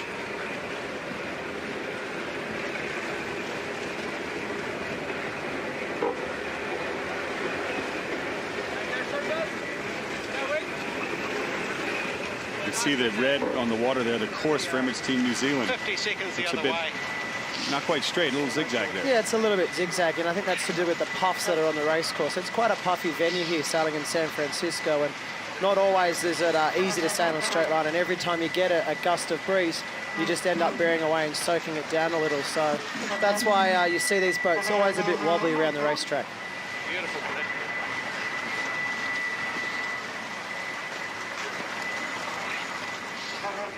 Minute 20 to intersection.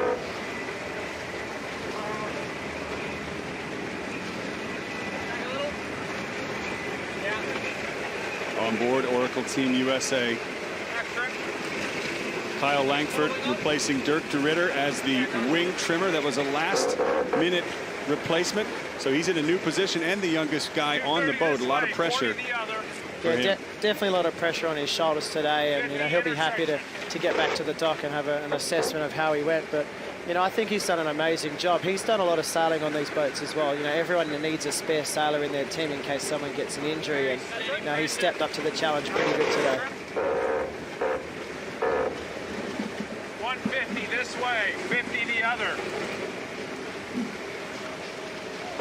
34 intersection. The next jibe from Emirates Team New Zealand, foil to foil, beautiful.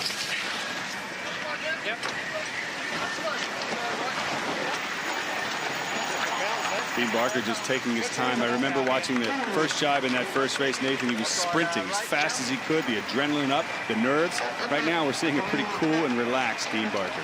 Yeah, exactly. Once the boats are close together, you know how important and how urgent it is to do the job properly and get across the boat. And once you have a nice lead like the Kiwis do at the moment, there's no rush to do anything. It's just back to what it would be like in the training session, and these guys are doing a great job. And you see here at the back of the boat, Ray Davies shifting across the boat. He's down there, he's starting to look at the bottom marks, calling the angle, and you know, there's a little wobble there on board, but not a major issue, and they're just going to go to lay line from here and pick the lay line and round the bottom mark. 20 seconds. 20 seconds, you can hear them on board. That's Ray Davies talking to Dean. Time to the next jibe. And as you can see on the top of the picture there, Oracle Team USA also jibing and following, because it's the way the race course goes. There's not many chances for them to get back into it from here. Both of these teams have software on board, you were telling me before the race, and it tells them exactly where they are on the course and when to jibe. So it's no wonder we're seeing both teams sailing in the exact same tracks on the race course. Exactly. They have like a little iPad on their person, and Ray Davies uses that to help him pick the lay lines. But you know, they've done over 100 days sailing on this boat now and been here for a very long time, so there's no surprise. These guys are professional sailors, and they get it right basically every time. Well, New Zealand has certainly got it right both times today for this day number 1 of the America's Cup. A high-speed right-hand turn as they bring it home to the fans of America's Cup Park and everybody here in San Francisco. They put on quite a masterful show.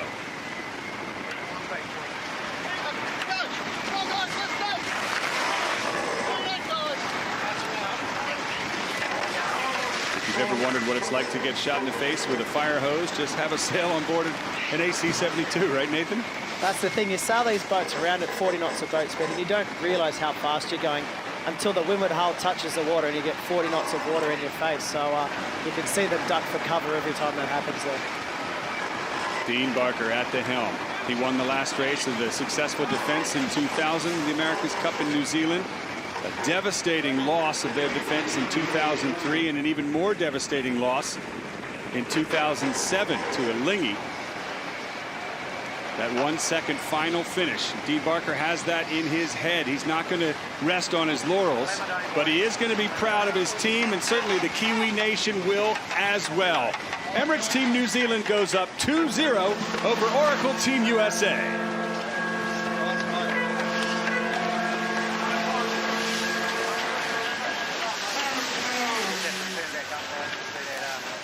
The fans celebrating on shore, but not too much celebration aboard the Kiwi boat, right, Nathan? No, they know there's a very long way to go. They'll be feeling more relieved than happy at the moment. You know, they've been training for 3 years for this event, for this race, for this day, and you know, they're just extremely probably satisfied inside knowing they've got a long way to go still. Well, so has Oracle Team USA. They put a lot of effort into their 2-boat program. Here we go, day number 1 of the America's Cup, and they go down with 2 losses to Emirates Team New Zealand. So how do you think they feel on board, and what can they do to turn things around tomorrow? I think they would have learned a lot today. You know, yes, they didn't win either of their races, but I think they were, you know, they can take a lot out of it. Some of their starts were quite good. I think they need to work on their time on distance in the pre-starts and really work on getting a split if they are behind to make a chance to getting into it. Bad luck. One circle here. You can hear Jimmy Spithill telling the guys, well done, but bad luck. That is not a happy American team today. Yeah, and I heard JK saying no penalty in the pre-start there, so obviously they were hoping for that penalty as a big part of their pre-start plan. So a frustrated Jimmy Spithill and a very happy Dean Barker as he gives the fans a flyby with Emirates Team New Zealand, the victor today in races 1 and 2 of the America's Cup. Look at that. And you can hear the fans on board. They're quite happy as well. You or me.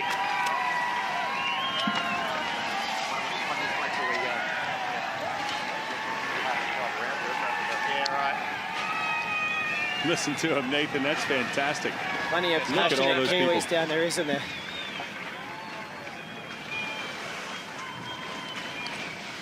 I remember when you guys crossed the finish line for the last race with Artemis Racing, and the fans were just as happy. That must have been a pretty cool moment for you guys. It was, yeah. It was an amazing moment. You know, we had a really good series. You know, obviously we didn't get to win any of the races, but for us, we enjoyed it. And the amount of support we got here from the general public of San Francisco was a great feeling, and something I'd never really felt in any event I've competed in before. It also seems if you walk around America's Cup Park, you talk to the fans, they seem to be pretty divided right down the middle. An immense amount of support for Emirates Team New Zealand. A lot of Kiwis have made the trip up here, but equally so for Oracle Team USA. Lots of American flags supporting the hometown team. And there's a lot more racing to go in this best of 17 America's Cup match.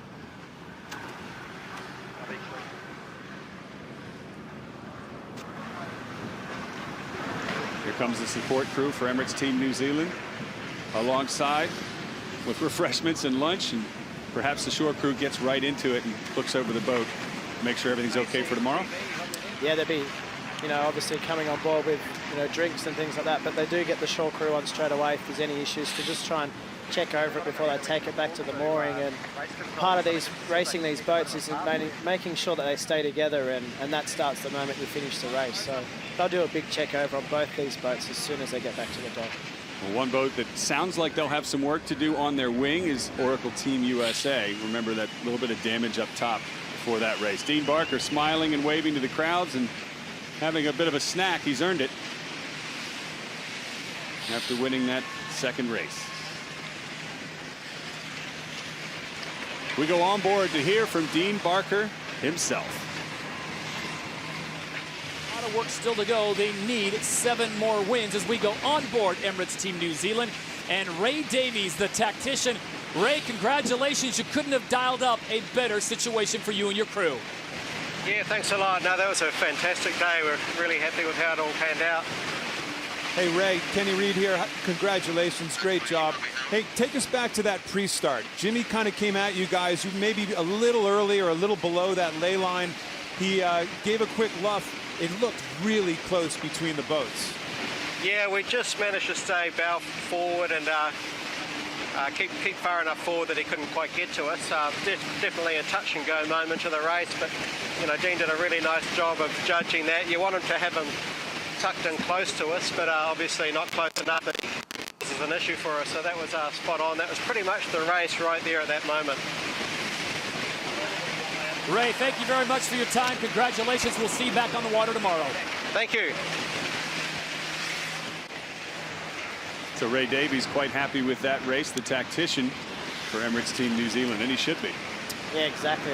They've done exactly what they wanted to do today and come out here and get 2 bullets, and they go to bed tonight, you know, feeling pretty relaxed about the rest of the week and knowing that, you know, they're ahead, but there's still a long way to go. A long way to go for both teams, for sure. Oracle Team USA, by many accounts, was thought to have the faster boat, at least early on. Emirates Team New Zealand, much more stable platform and perhaps better crew work. These two teams have effectively come together in their design curves and their crew work improvement to be relatively even, certainly in race number 1. And I think race number 2 doesn't really show how close these boats are in terms of speed and maneuvers. Exactly, and I wonder if that damage to the wing did slow the boat down at all. You know, they weren't quite the same speed as Emirates Team New Zealand, but, you know, also they didn't really get a split like in race 1. They got a split at the bottom of the course, and that gave them a good chance to get back into the race. And I thought that the Kiwis did a good job of just never giving these guys a chance to get back into the race, and it's tough when you're in that position. Well, it seems the start is a lot of the race, isn't it?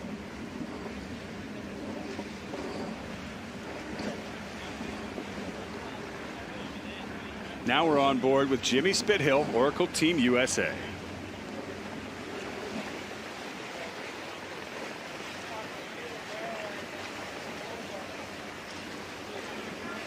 He's preparing to talk to us. Jimmy, a tough day for you guys out on the water this afternoon. What are your thoughts after race number 2? Yeah, obviously not the result we wanted. I think the boats are very close. I thought the boys did a good job on board. We're a little surprised there. We thought he was going to get a penalty off the start there, but it didn't happen, and we just weren't able to accelerate as quick as they were. So very difficult to come back from behind. They didn't make many mistakes after that. But look, the boats are very close, and tomorrow's another day. Yeah, Jimmy, Nathan, really impressive. You know, I like the aggression in the start, and I thought you were slightly hard done by there by the umpires in that pre-start. But you know, you got to be happy that the boat's performing nicely, and you know, you guys are having a really tight race. Was that wing damage an issue throughout the race course? We saw you guys looking at it a lot. Just explain to us what kind of damage you had there. Yeah, like I said, we're a little surprised with the umpire call, but we had the film, just the Clysar starting to come off the wing, and we were sort of questionable whether we were going to race or not, but the boys made a good call that we could get around the racetrack and wouldn't stop us, so it didn't really affect us at all. Jimmy, it seemed like you guys fought hard in both races for the leeward end. Was that your plan, and what are your thoughts on both pre-starts? Yeah, the first race I actually wanted to be tighter under him. He had a little bit of gauge and was able to sort of get over the top. The second race, we wanted to be tight under him, which we were, and we went for the hook, and we thought he fouled us, but we just didn't accelerate as good as they did, and unfortunately he just got round us again at that reach mark, and from then on it was very difficult to come back into it. They did a pretty nice job. Well, Jimmy, one thing you and your crew have shown us is that the boats look very even, the crew work looks very even, and there's a lot more racing to go. Good luck to you and your team tomorrow. Thanks, guys.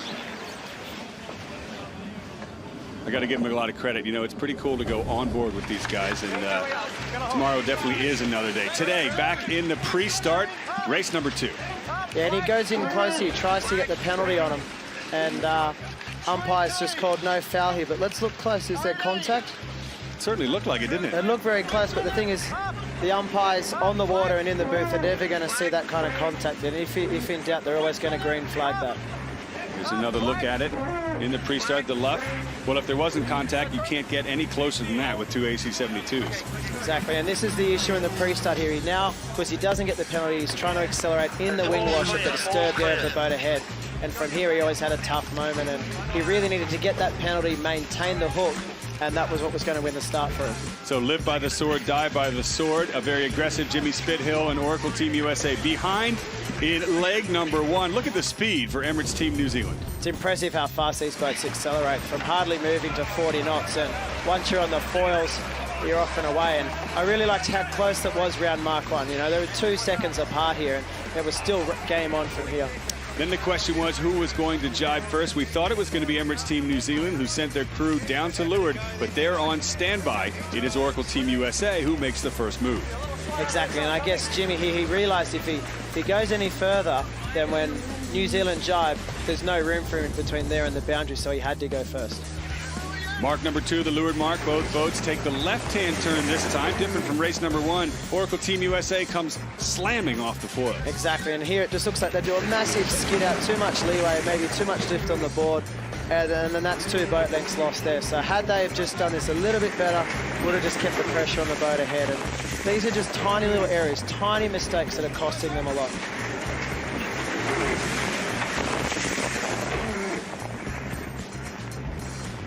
So now we head upwind and inshore. Emirates Team New Zealand capitalized on a big lead to turn it into another big win. Race number 2 belongs to the Kiwis. And as you can see here, you know, these guys are happy. They're smiling, and they know there is a long way to go, but so far today, no mistakes from these boys.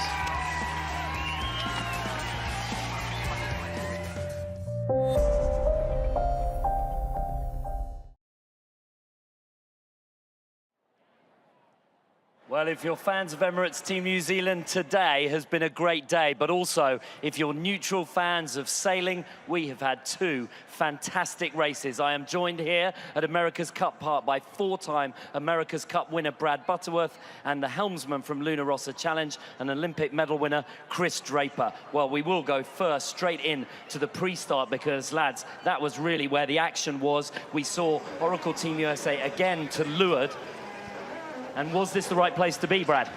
Well, I think that, yeah, it was a tough start for both boats, really, but Oracle had a very strong position there, and if they touched, I was surprised there wasn't a penalty, really. Well, we can see it right here. Chris, talk to us about this. Was this a touch right here?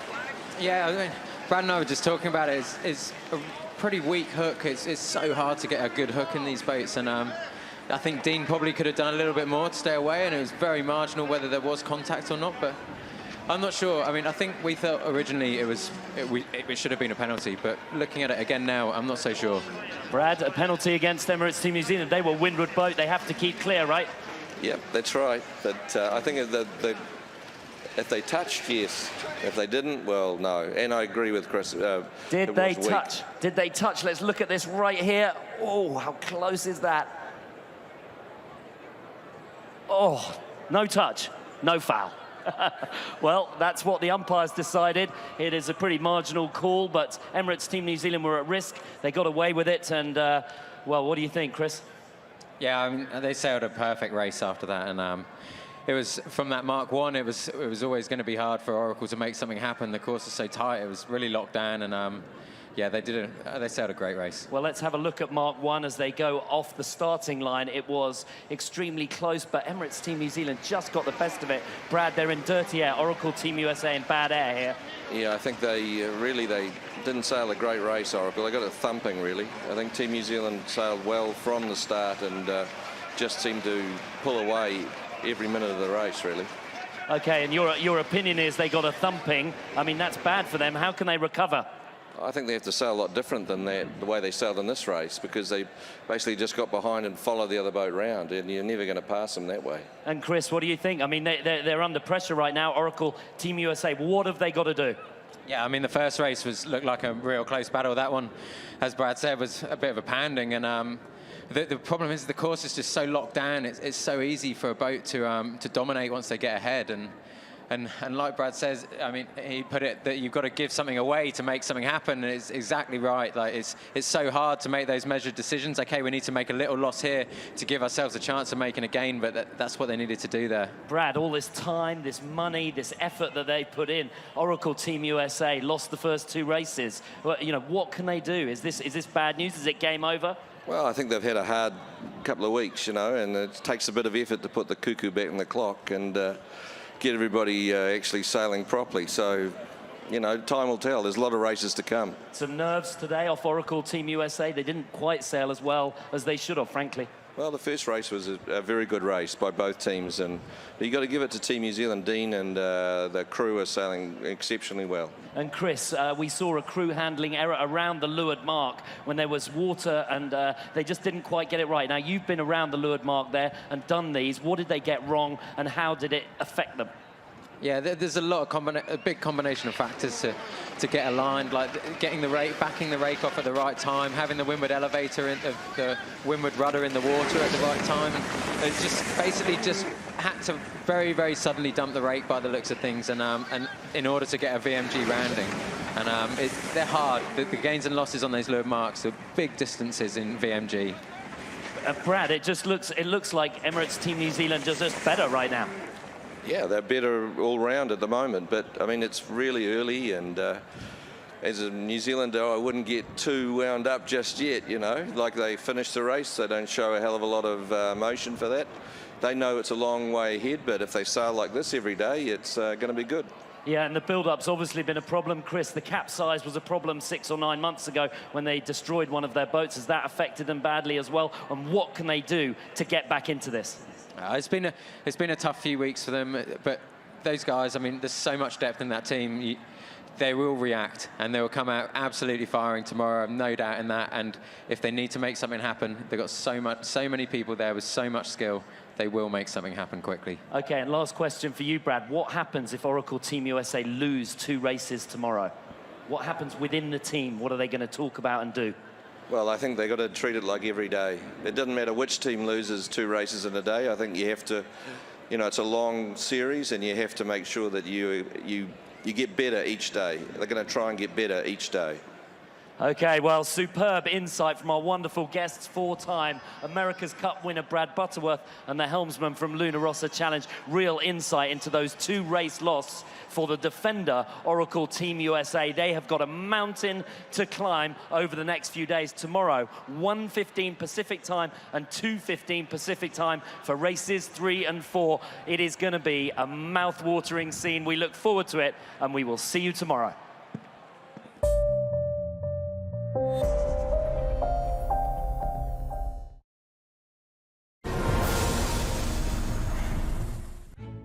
When it comes to the history of this event, Bob Fisher is your man. He's covered 15 America's Cups over 46 years, and he wrote the book. There's nothing quite like the America's Cup. There's no sporting event that can match the magic, the intrigue, and everything that goes with it. It has all of the components that make a mystery. But it's a different mystery because it has a resolution at the end.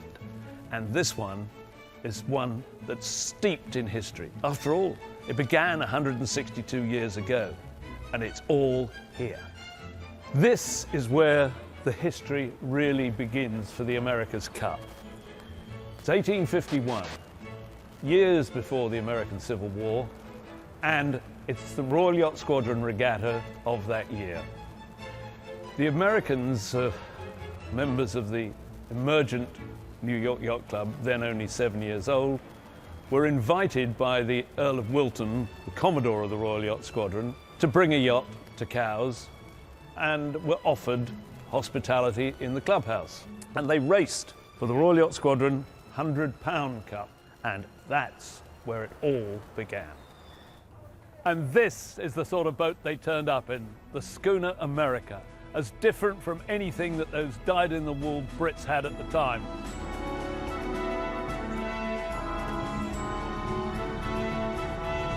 Technology is what the America's Cup has all been about, and this boat started it in a big way. I mean, take a look, the masts are so widely raked aft, the bow shape is different, the stern is different. It was just revolutionary, and that's continued to this day. Technology rules in the America's Cup.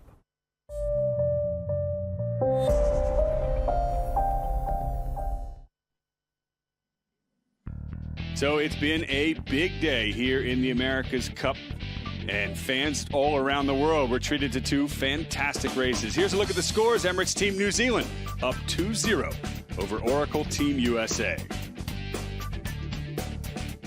Two more races are on tap tomorrow as we rejoin the action here in San Francisco. 1:15 the start of race 1, 2:15 the start of race 2 tomorrow. 3 and 4 overall for the series. And Nathan, what do you think could happen if you're Oracle Team USA? They're just going to go back. They're going to watch the races closely and just make a few things, make a few little different decisions. I think, if they can win the start and lead around Mark 1, then they're probably going to win both races. So the battle-hardened Kiwis have proven they're a formidable foe. They're here for one reason, to win the Cup and take it away from Oracle Team USA. The Americans will have to up their game to match the might of this sailing-obsessed nation. The score is 2-0 to Emirates Team New Zealand in this best-of-17 series for the 34th America's Cup.